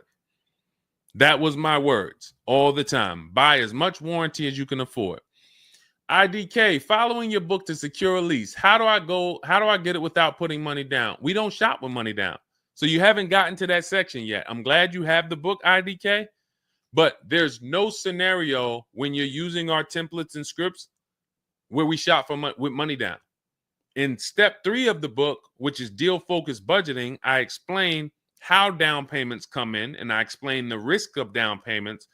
But when we're in step 5, which is reaching out to dealers, where we're getting our offers, there's no down payment that ever comes into the conversation. All of our lease offers are with first month's payment due at signing. That's not a down payment because it's just like when you rent an apartment, you pay your rent at the beginning of the month. When you lease your car, you pay the payment at the beginning of the month. And that's it. That's not a down payment. That's your first month's payment. But no, all you do is just follow the book. There's no again, and stay on the steps. Here's what I want to drive home when it comes to this book. And I see we had somebody, Linda March, on Instagram. I see you. Grab Linda March's question, please, on Instagram, Dolan. Do not read this like this is some seminar. There's 2 types of people who use the Cars from Home stuff. All of our stuff is made to be like you having a conversation with me. If you jumped on the phone with me and you said, Deshone, this is what I want. What's my first step? I would give it to you and then you go do it. I wouldn't say to you, okay, Linda, you're going to do this. And then once you do that, go and do this. And then once you do that, go and do this and then do that. And then by the time you finish this, you'll see this on this website, and then you'll be ready to pick up your car then. How would that go for you? Carrie Ann, Gifted Hands Cash, good to see you on Facebook. Well, how would that go for you? You would be like overwhelmed, confused, messing up. That's the way it is when you get my digital book, Cars from Home, and you read it straight through. What you're seeing all the steps. The last step 7 is delivery or pickup, and I'm congratulating you. You did it. The step before that, we're going over paperwork in the finance department and extended warranties. You shouldn't be there because you should be going through step 1, checking it off. Deshone told me do this. Step 2, check it off. Step 3, and then once you get to step 7, which is delivery, check, just picked up my car. It's a checklist, not a Bible or a almanac for car research or car studies. That's not what it is. And so I want to let you know that so that you don't come in thinking you're about to learn a lot about cars. In fact, that's how it was when I first started. My first book was called 52 Car Buying Questions Smart People Don't Ask that cost them thousands. 52 car buying questions smart people don't ask that cost them thousands. That book's not for sale anymore, but if you Google it, it's highly rated. People loved it. People said, Deshone, I use this book, man. I learned so much and I got a good deal. Because I still was teaching you how to get to the multiple offers, but it was too much information. That was when I came and I started teaching and I said, I want to teach you everything I know. No, the way my book now is, Cars from Home, 7 Steps to Saving Time, Money, and Avoiding Dealerships, is to get you right from where you're at to your car. 90 minutes, 2 hours from home. Boom, boom. Little small exercises here, 10 minutes here, 5 minutes there. Boom. All right, I'm picking up my car. So that's why we have the success stories that we have, because of the fact that it's a focused step-by-step book. Okay? So you can get your copy in my TikTok bio, my Instagram bio, the YouTube comments, or the Facebook comments. It's 75% off. That's the welcome offer. It's normally $97, but you can get yours for $24 as long as you get to my bio and Instagram, TikTok, or the YouTube comments or the Facebook comments before that 2 hours expires. This is Brian, just got his first ever lease using the book. Thank you, Brian. 2025 Honda HRV, $30,000 car, $395 a month. That's a 1.2% ratio. No money down. Initial quotes from that dealer was $434, and he used the counter offer calculator and got it down to $395. So that's his best offer, not to be confused with his only offer. That's his best offer that went from $434 down to whatever he ended up paying to get it to 1.2%. So that is how you want to do it. Step by step, go grab your book.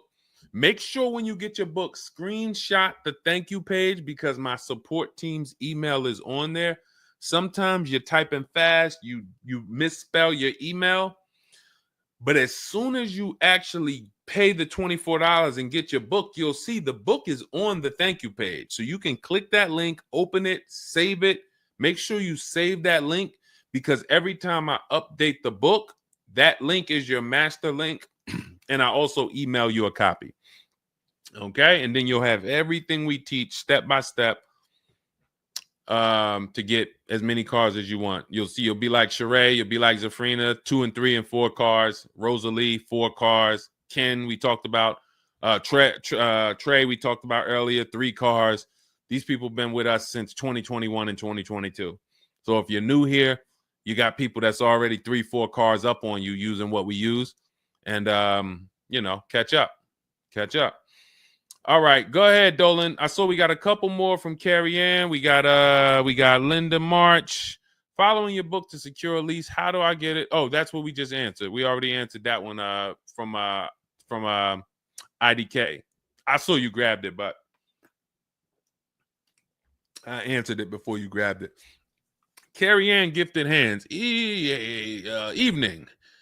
Okay. Can a dealership... I'm sorry. I'm having trouble reading.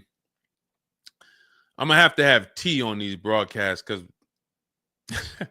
can a dealership take your newly purchased vehicle to a private mechanic without telling you?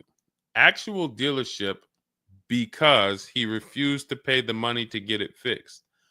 Can a dealership take your newly purchased car? So if they're taking it to a private mechanic, then it most likely does not have a manufacturer warranty, because if it had a manufacturer warranty, for example, Kia has a 10-year manufacturer warranty, bumper to bumper warranty. I think it's 10-year bumper to bumper. But when the manufacturer puts a warranty on a car, dealerships don't really want to take it anywhere, because the manufacturer is covering the cost. They're covering the cost of the parts. They're paying the dealership for the labor. So it sounds to me like you got a pre-owned car and it was newly purchased to you, but it doesn't have a warranty. So they may have offered you some form of warranty. Maybe they put something in writing, and whenever you buy a car, you should have something in writing on the buyer's order. This is why we have a whole step in my book for paperwork and protection. That's step 6, because you need to have certain things in writing before you actually take delivery or pick up. But it sounds like they probably had an in-house warranty, like, hey, if you come back, you got 30 days or 3,000 miles, or you got 90 days, and if anything goes wrong, just come on, bring it back. And now you brought it back because you had an issue,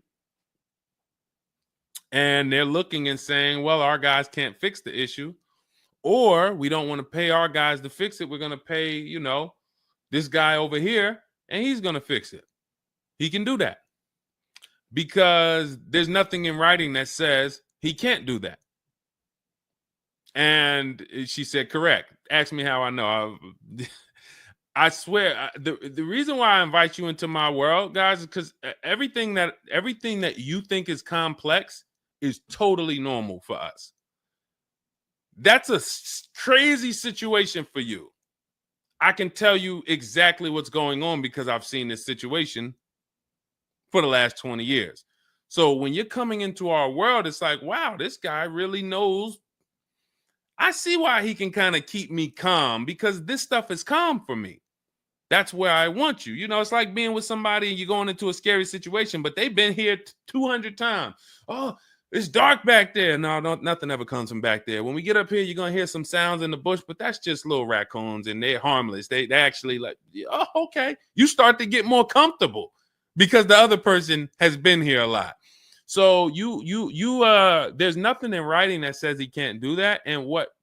But if it is in writing that he needs to fix the issue, that's really all you care about. What's really in writing is you need to fix this. How you fix it and who you get to fix it, that's your internal business. If you want to take it and outsource it to another mechanic because your mechanic can't figure it out, that's fine. Some dealers have a relationship with a dealer up the road. So if, a used car dealer might take it to a Subaru dealer if it's a Subaru, and they might, but their thing is they need to get it fixed because they're obligated. You said just purchased it, went back into the shop 2 weeks later, still did not have it back. Exactly.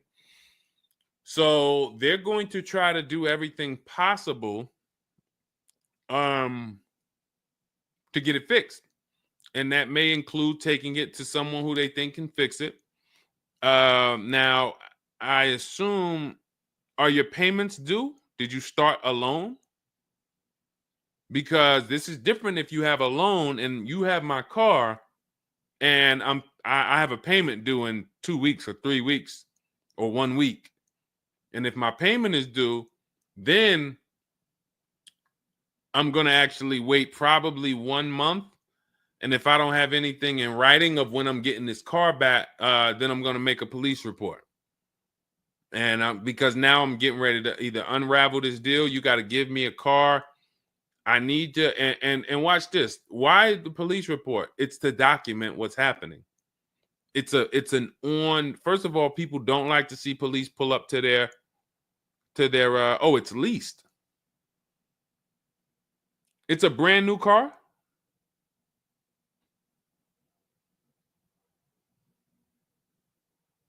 It's a brand new car. Most leases are brand new. In which case, a private mechanic shouldn't be working on a brand new. No, it's used. That's another reason we don't lease used cars. That's uncommon. See, that's what I was saying. Leasing used cars is very uncommon.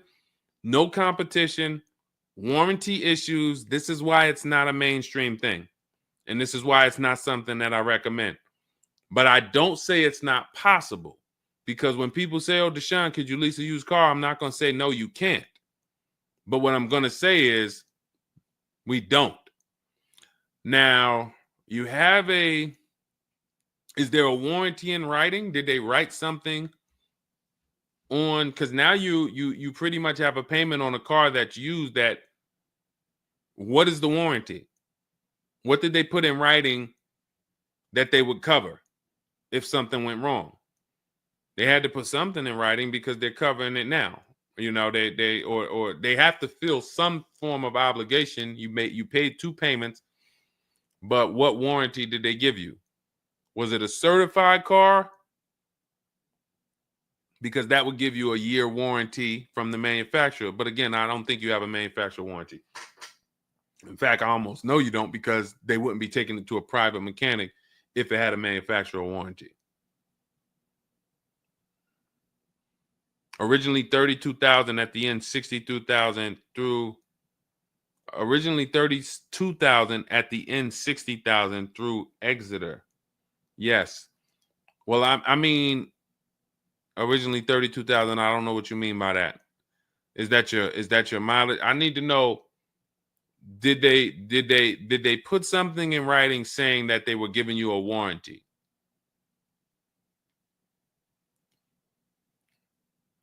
We'll try to work through this, because it's no different than if you bought a car from them. There's a bank involved, but it's a used car. It's no warranty, and they're pretty much holding on to it and trying to fix it. And if they can't fix it, we need to know, are they obligated to fix it or not? If there's nothing in writing saying, hey, you have this time where you can bring it back and we'll fix it, then that's gonna be that's gonna be hell for you. So we really don't want that. So, but I can't tell you how to approach this without knowing what is in writing. And again, when you get my book, not you, I'm just gonna try to help you through, but I'm talking to you. That's why we have step 6 is paperwork. Because when you're sitting there looking at a bunch of paperwork and they're telling you to sign it, okay, sign this now. All right, this is your motor vehicle stuff. This is your okay, do you want this? What is important and what's not? What is important and what's not important? Out of all of this stuff, there may be 1-2 words on here that I need to know. I need to look at that buyer's order, and I need every used car, every single used car. I need to know what the warranty is when I drive off. Is it as is? That means when I drive off, it's on you. If the axle falls out on the highway 5 miles from here, you just signed an as-is deal. Buyer beware, it's on you. Is it 30 days, 1,000 miles? Who's going to do the work? Is it from the manufacturer? Is it from this dealership? Where can I go and use this at? You got to come back here. Do I have to go? Is this a nationwide warranty? I need to know what is covered on this paperwork so that I don't end up in a situation that we're trying to get out of right now. The warranty is through portfolio protection.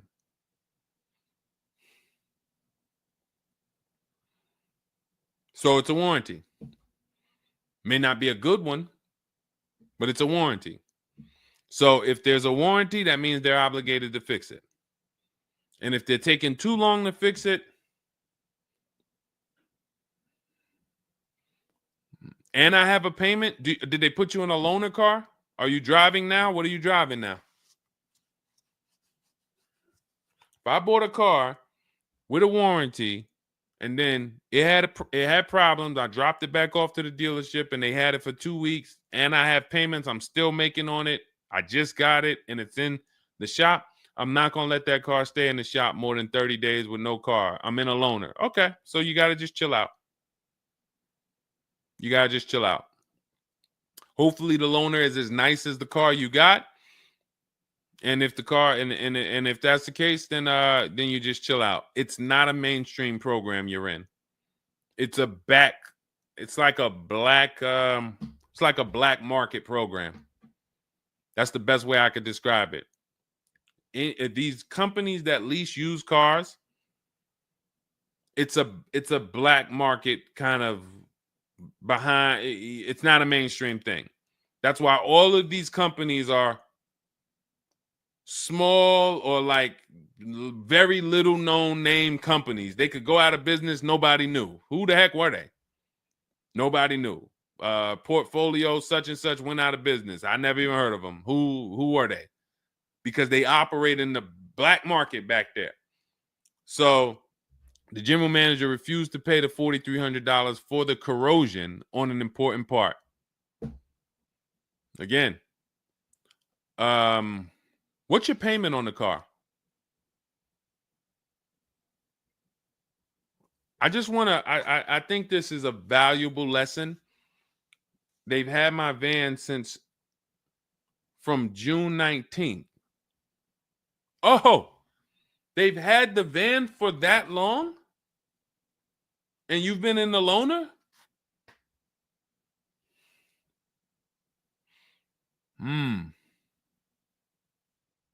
Holy crap. All right, what do I do from you? What's your payment on the car?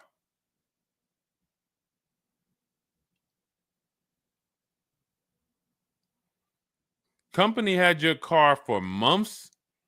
You leased it, dropped it off because it was having problems. They've had it for months and can't fix it. And you're paying $775 a month. What kind of vehicle is this? What kind of vehicle is this that we're paying $775 a month for?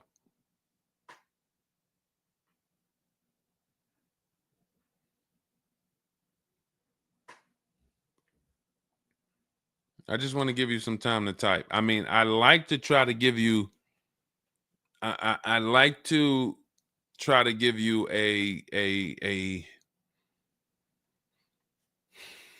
like, what would I do in this situation? And then you have to realize that you can never put yourself in this situation again. Pacifica, a Chrysler Pacifica. It's just getting worse and worse. $775. Do you know what you could be driving for $775? See, the used car leases. Why the used car leases? They don't even make financial. It's not even like a huge financial win. If you'd have told me I'm driving a Chrysler Pacifica and it's $300 a month, $250 a month, then I'd said, okay, well, maybe they're giving you a stupid deal. But I could show you 5 cars for $775 a month that are $80,000 and $90,000 cars, brand new cars.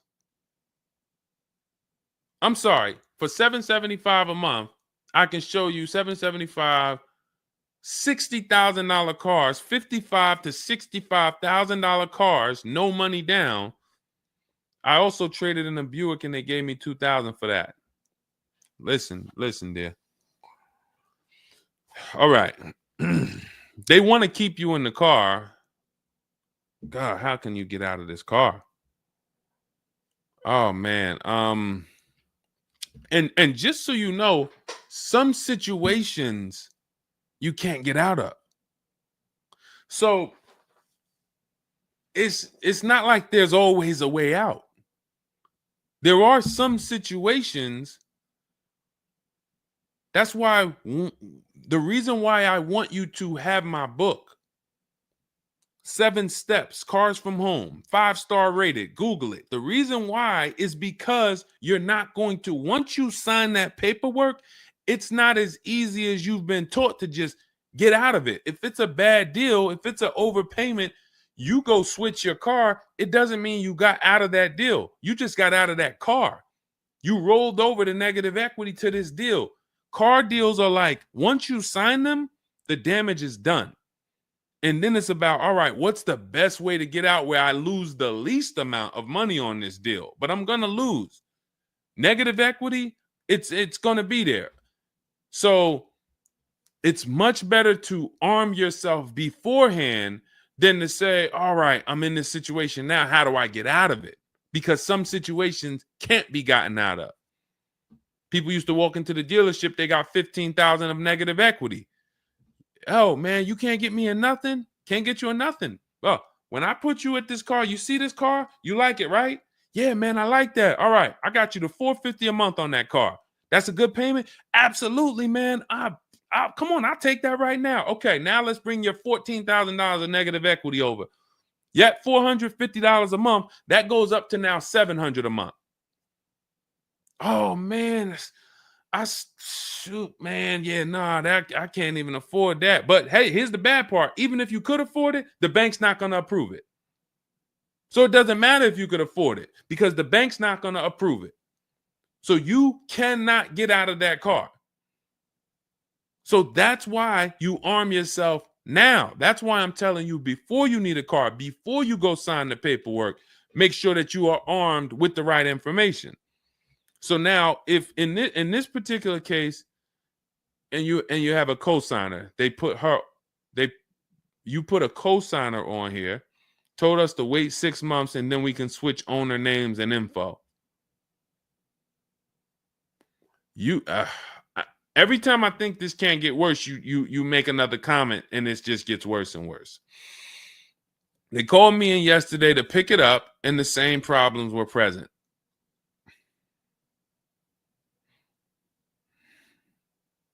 Good Lord. I'm almost stumped. Okay. All right. All right. You need to find out how many miles are on this car? How many miles are on this car? This is not a good situation. So that's why it's harder. And what I'm about to tell you, it might not even work. You may just be stuck in it. I'm trying to see if we can slice it any way possible to give you some form of solution. But if they keep giving you the car back, same issues, 60,000 miles on the car. Okay, so what I would do is you call and get the payoff. It's gonna be low. I mean, it's gonna be high. Call and get the payoff because your payment $775. I'm trying to see if you can sell your way out of it. Can you do a lemon law on a used car?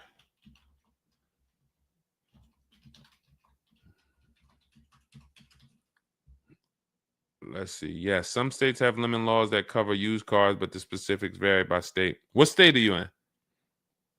If they can't fix the same issue, but it's an aftermarket warranty.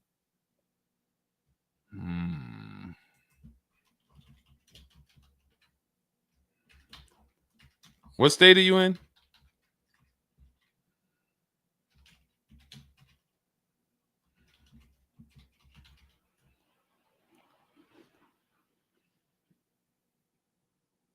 Maryland. Let me see. On a used car, Maryland. In Maryland, the lemon law primarily focuses on new cars or lease cars. Nope, that's not going to work.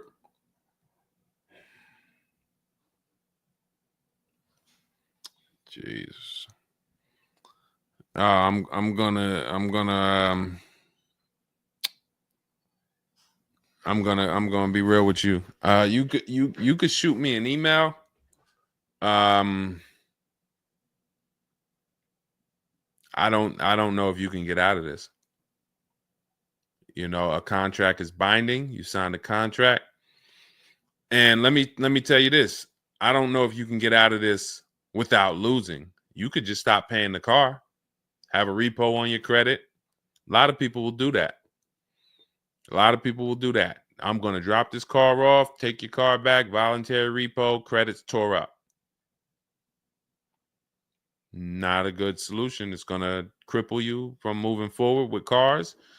It's going to make it hard for you to get your next car. And then when you get a car, it's going to make that deal is going to be bad. Geez, how long is the lease?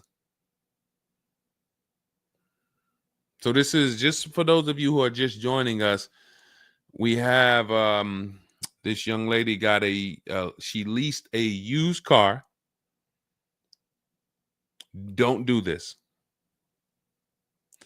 And again, I'd like you to email me. Maybe I'll think of something that will come up as a solution. But you know, I trust you're gonna learn from this. It sucks. It's a horrible situation, and it's evidence of how bad certain bad structures can be. Because and again, I know some of you who've joined me for a long time, you may be used to, well, Deshone has a solution for everything. Not everything. There's times where you are too buried, and the only thing that will heal the wounds is time. That's the only thing. The deal is done. You have to pay down the deal. And then in a year, 2 years, you might be able you might be able to make a move, but you have to suck it up, bite the bullet, and we might be able to lean on them to get the car fixed. 78 payments. How? You said you leased it. This is a loan then. This isn't a lease then. 78 payments. You're in an 80-month loan on a Chrysler Pacifica paying $775 a month. It's not a lease, that's a loan, and it's 8 years that it's 7 years. 7-year loan.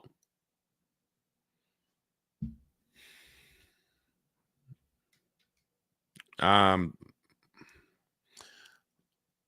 mean, this is why I do what I do. You know, like, I don't want you thinking, okay, maybe you don't sign, maybe you don't make a mistake that is this serious, but this is cars. When I'm breaking down these big numbers and I'm throwing out these big numbers, oh, this is a $4,000 mistake. Oh, if you don't do this, yep, you're looking at about $4,000 or $5,000 you're gonna leave on the table.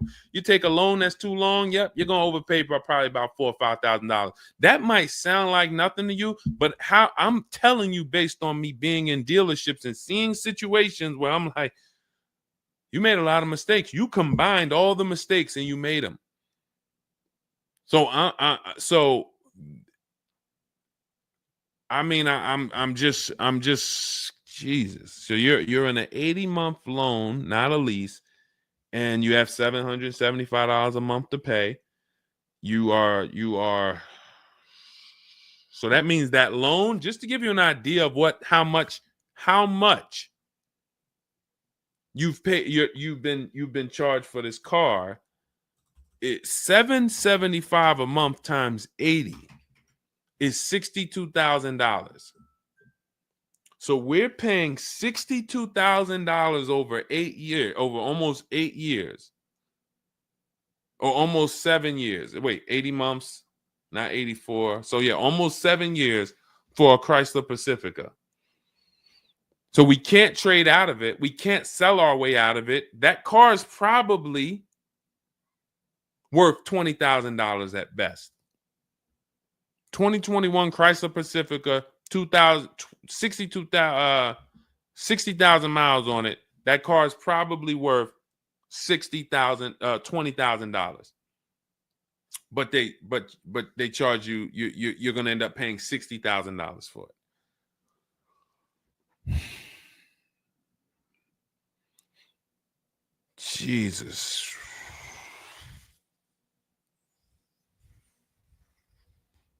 Most people will let the car go. Most people will let the car go. I don't. If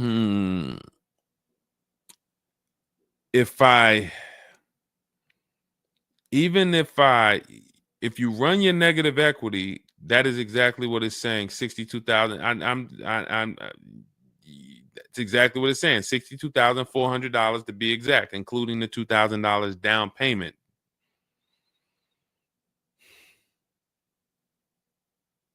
What's the name of this company that you did business with? My friend will not let that fly.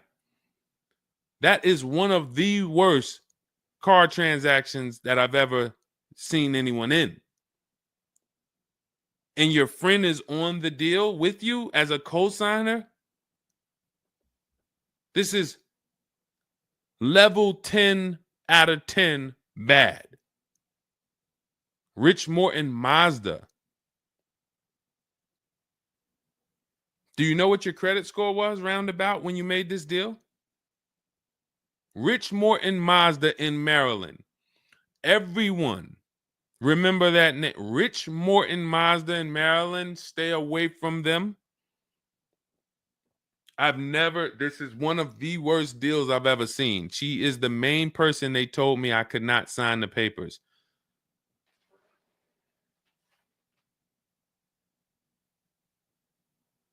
Oh. We wouldn't be friends anymore. Now, here's the truth. Nobody pulled the wool over anybody's eyes. We looked at these numbers. She didn't say to you, wait, these numbers look crazy. I'm not signing them. You're not getting this car.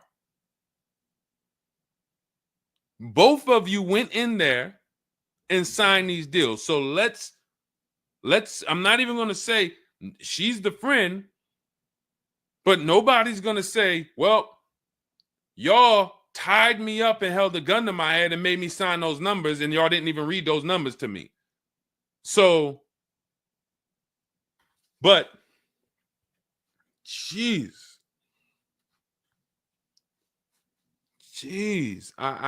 this, you're buried. You are buried in this car.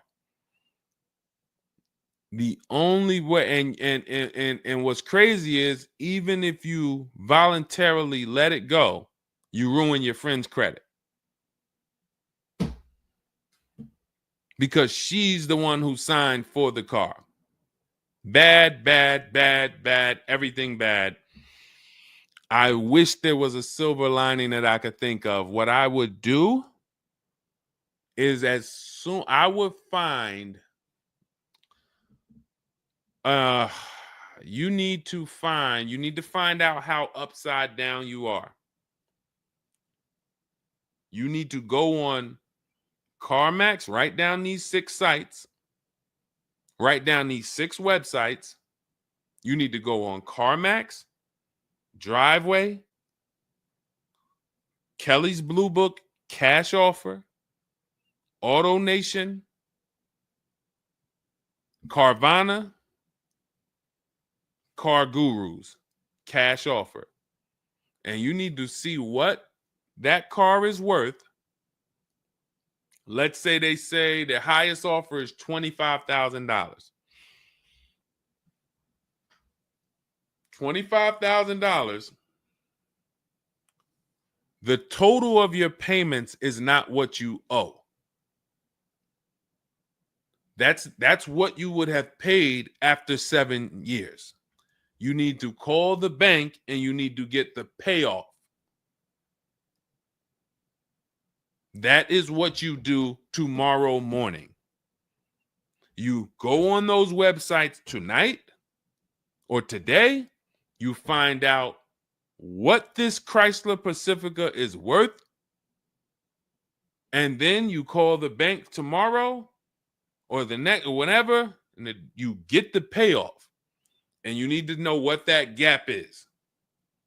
If that gap is $25,000, then I am trying to get out of that car, and it might not be this year. It might not be this year,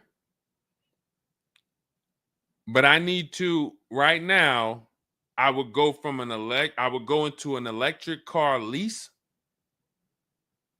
where I could get, like, there are certain electric cars, and if I was shopping them, I would choose a bunch of them that were 50. I mean, I got a couple people who've gotten Like Val, she just got her electric vehicle. Some of these electric vehicles people are saving. This is a 1.16, but even going back to Zafrina's first deal, she got an electric car and she probably got like close to 17 grand off the car. Milligan, I always use Milligan because she got one of the biggest discounts ever using what we use. It's an electric car, but she got, where's Milligan? I got to label these better, Dolan. Remind me I got to label these better because I cannot just cycle through these. Sean got 20 grand off. The reason why you need a car that when you shop your deals, you need like $30,000 off the price of the car. And because right now you're paying a high payment and the car is worth nowhere near what you're paying. So as you pay $775 every month, you're paying it towards an asset that is worth nowhere near what you're paying. You also need to find out if you have gap insurance. So I'm going to give you those 2 homework assignments. And then the next time we're live, you jump on the show and you tell us what you did. Those 2 homework. Find out if you have gap insurance. And then you need to get your payoff and go on those websites and get the cash offers and find out what the gap is. Because if the gap is $25,000, then what I'm doing is I'm shopping. If you listen, you get, if before I tell you to get the book so that you can shop a bunch of different electric cars from home, you need to get $25,000 off the price of some electric car. While they still got the rebate, while they still got the incentives, those incentives are going to go away. When do the electric car incentives go away? Let's see. Hold on.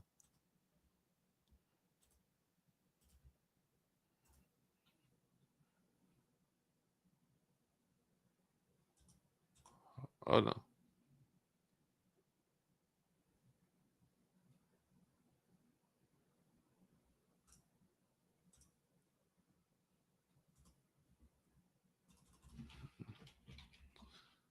When do EV incentives? I'm going to tell you, you're probably going to see, we're not talking about tax credits. You're probably going to see huge electric vehicle incentives for the extended future because they're still building them and not many people want them right now. So you need to get like $25,000 off the price of some car or more. Like I said, with Milligan, she got she got almost 27,000 off. And then you would roll that over into a new car and you would lease it. And your payment's going to be high, but you're going to be in a good car. So if you lease a car and you end up with after you knock off that 25, 30, $30,000, and I would be just shopping multiple electric vehicle leases using our system. Again, at this point, you're either going to listen to me or you're not. So, I mean, I'm just going to assume you are. And you would just run multiple electric cars through our 25-to-5 system and see, all right, how much could I get off that one? Oh, they're saving me 15 grand. Nah, that's not enough. All right, let me go pick this Kia SUV. All right, how much can I get off that? Oh, 17 grand. Nope, nah, that's not enough. Oh, let me pick this one. Oh, they're giving me 22 off. All right, that's better. Let me see if I switch this car over to that, how much they would give me. And you're trying to get out of that car, but you cannot bring all of that negative equity over unless you already knock down this new car by $20,000 or $25,000 because the bank is not going to approve it. So you need something that you can save that kind of money off of and then come over to a lease and then, all right, forget about lowering your payment right now. You could lower your payment right now. You need to get out of that car into a better car for the same payment or similar payment. You're not lowering your payment. Only way you're going to lower your payment is to get rid of the car, ruin your friend's credit. But once you do that exercise, let me know where the gap is. Next time you see me live, jump on. Hey, Deshone, I did it. The gap is like $22,000, or the gap is $30,000. If the gap's 30, then we got to see what we do there. But the long-term plan is I need to get out of this and I need to get into an electric vehicle that I can lease for 3 years so that I can bury all that negative equity into this car. And what it's going to be is it'll be like, all right, I'll knock 25 grand off the price. Normally my payment would be stupid low, like $250 a month, because I just knocked 25 grand off this. But I'm actually just putting the 25 grand from this Pacifica back on there. So it's still going to be around 700-800, but I'm driving a brand new car. And then once my 3-year lease is up, I can actually be done with this versus being in this for 78 more months. All right. So next time I'm live, jump on and, tell me you did the homework and we can see if we can actually, try to get you to some form or fashion of some type of end. Yeah, I'm not a fan of the electric car. Can't help you. Can't help you. I appreciate you being on here, but you should have not been a fan of this. How are we in a 2020? This is the part where we have to realize you have your friend tied to this car. And I'm telling you what you may be able to do to get her out of this situation and get out of this Chrysler Pacifica. That is a car that is worth $20,000 that you have a loan on of $55,000+. And you're like, I don't like this electric car. I'm not a fan of it. I'm telling you, there's tons of them out there. We should not even have our friend on this deal. So be a quality friend.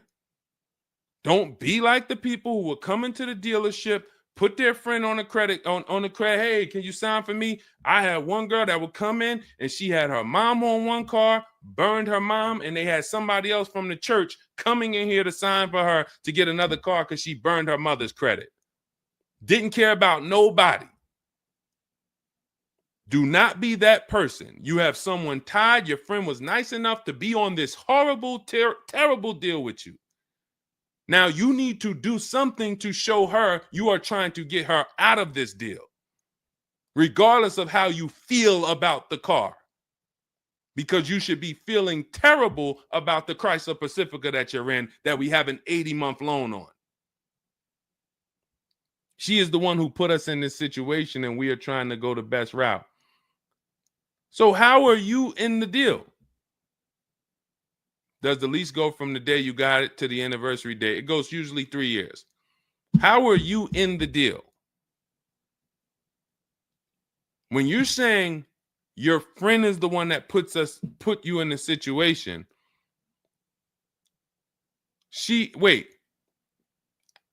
in one breath you're saying, believe it or not, she's the one who encouraged me to get it. And then in another breath, you're saying she's the one who put me in the deal, who put us in this situation.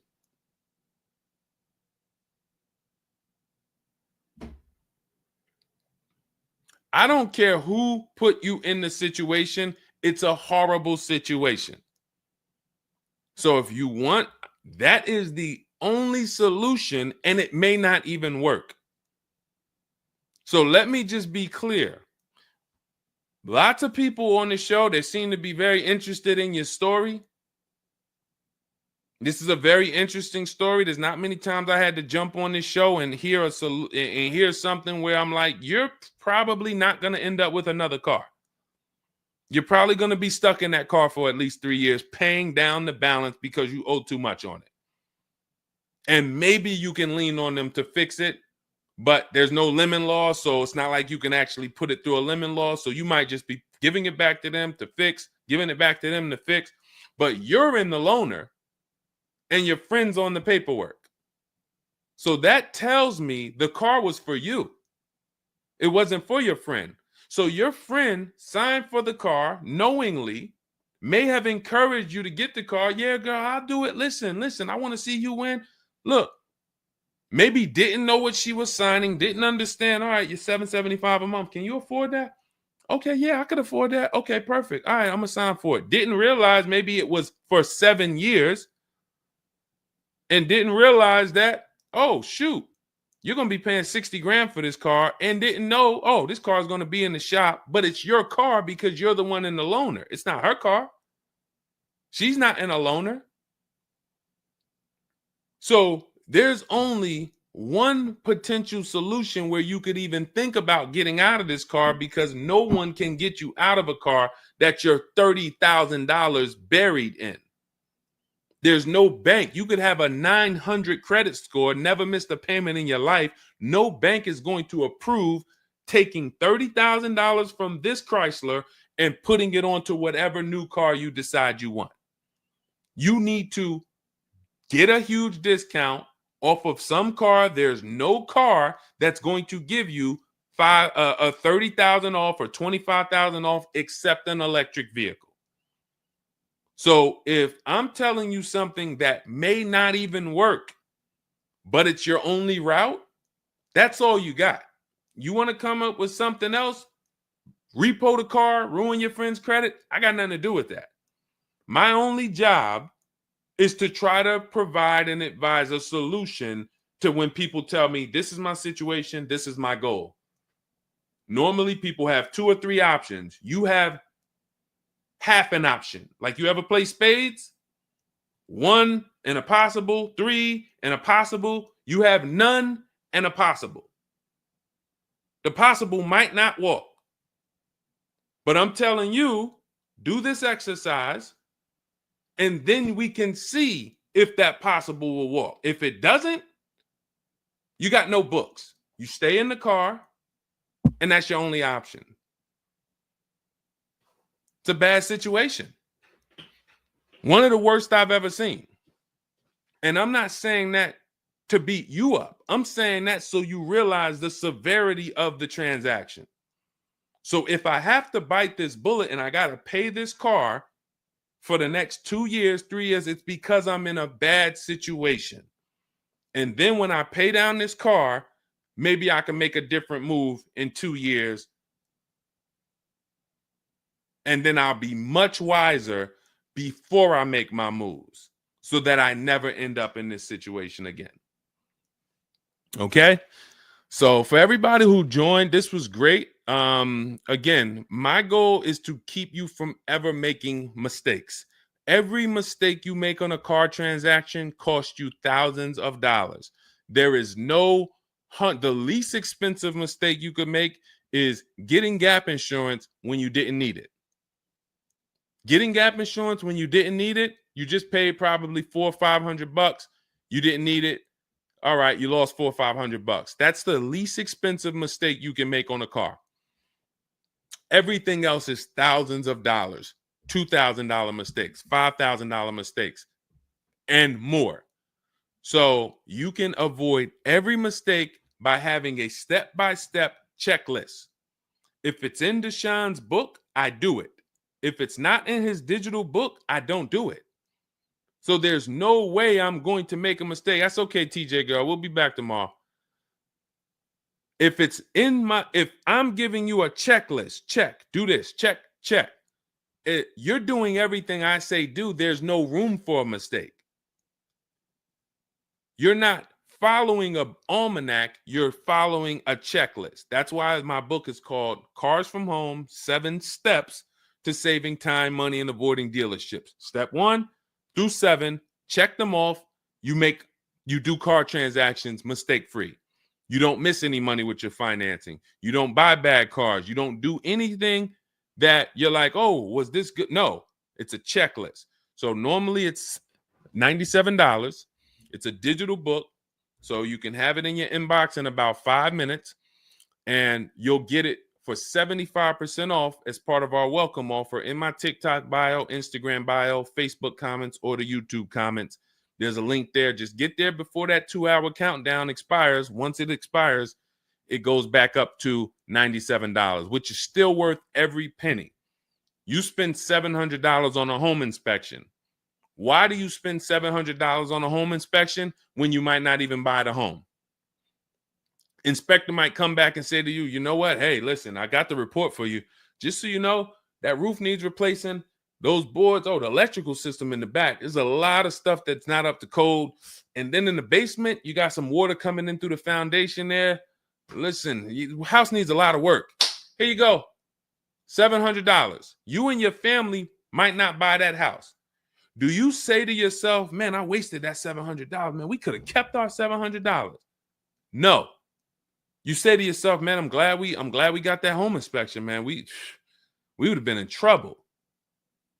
So this is how we approach cars. This is how people who I show you throughout the stream approach cars when they're working with cars from home. They're like, I want to make sure that if I can spend $24 and get Deshone's book, and that is my form of a home inspection, that's me guaranteeing I don't make a bad move, then I'm going to go spend that. And if I miss the $24 price and it's $97, then I'm going to go spend that to make sure I don't go out here and make a $5,000 bad decision. That's what we hold ourselves to. Thank you, Stephen Nash. Good to see you. So go grab your copy before the countdown expires. Get it for $24 instead of $97. It's in my TikTok bio, Instagram bio, YouTube comments, or the Facebook comments. And then use that step-by-step. New cars. Everything is in there for you to shop empowered, mistake-free, for you to be the prize. You deserve to be the prize. There is nothing else that you would spend $10,000 or $50,000 on, or some of you are going to get a $100,000 car. There's nothing else that you would go in spending that money on, and you wouldn't feel like you're the prize. You wouldn't go into the mall to spend $40,000 and say, y'all better get the velvet ropes. If you went into the mall to make a $40,000 decision, you'd be, hey, close this store down. I'm about to spend $40,000. You'd be bringing champagne out. All right, close the velvet ropes. Where's the velvet ropes? Everybody stay outside. This person's about to spend $40,000. But a $40,000 car, you go in and you'll take the mistreatment. You'll leave buyer's remorse. Not anymore. When you make the decision to get your book, follow these steps, you are mistake-free. You'll save all the money. And then when you drive off in your car, you feel like you're the prize. This dealer won my business. That credit union, that bank won my loan. This deal, buyer, Carvana, CarMax, Driveway, they got to buy my old car because they put the best bid up. Everybody won a bid. And that's how I know I won, because everybody competed for my business. I didn't beg none of you for anything. That's how we do. So go get your book. And if you want to get started and you're like, Deshone, you know what? Is there anything I can get started for free? Because I'm just getting to know you. I don't really know you yet. Now I want to see, then go grab my free cheat sheets. Dolan will put a link in the comments for you guys. It's Deshone's cheat sheets. It's also in my TikTok bio, my Instagram bio. And you can see what we give to people who want free advice to get you started. But if you're like, no, give me the blueprint. Give me the bang, bang, step-by-step, start to finish. That's my digital book. Go get it. And carry in gifted hands. Please check back in with us. Let me know when you do that exercise how big that gap is between what the Pacifica is worth and what the cash offers will buy, what will pay for it. And then hopefully you can get to some solution. So I appreciate you sharing the story. I appreciate you being forthcoming, and certainly we'll wait to hear from you. Thank you everybody for joining us. We've been on here for almost 2.5 hours. It was a longer show, but I hope you all got a lot out of it. We talked a lot about all different things. Yeah, that's Denzel on the bookshelf. Absolutely. I got a lot of people on the bookshelf. I got Lucille Ball on the bookshelf. I got Miss Harriet Tubman on the bookshelf. Mr. Marcus Garvey. Who knows who that is?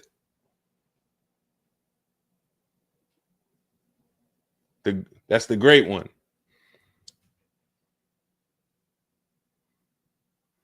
Y'all know what it is. I only have the greats around me. Alexis Chu, you don't know who that was? Who could tell Alexis who that last person was?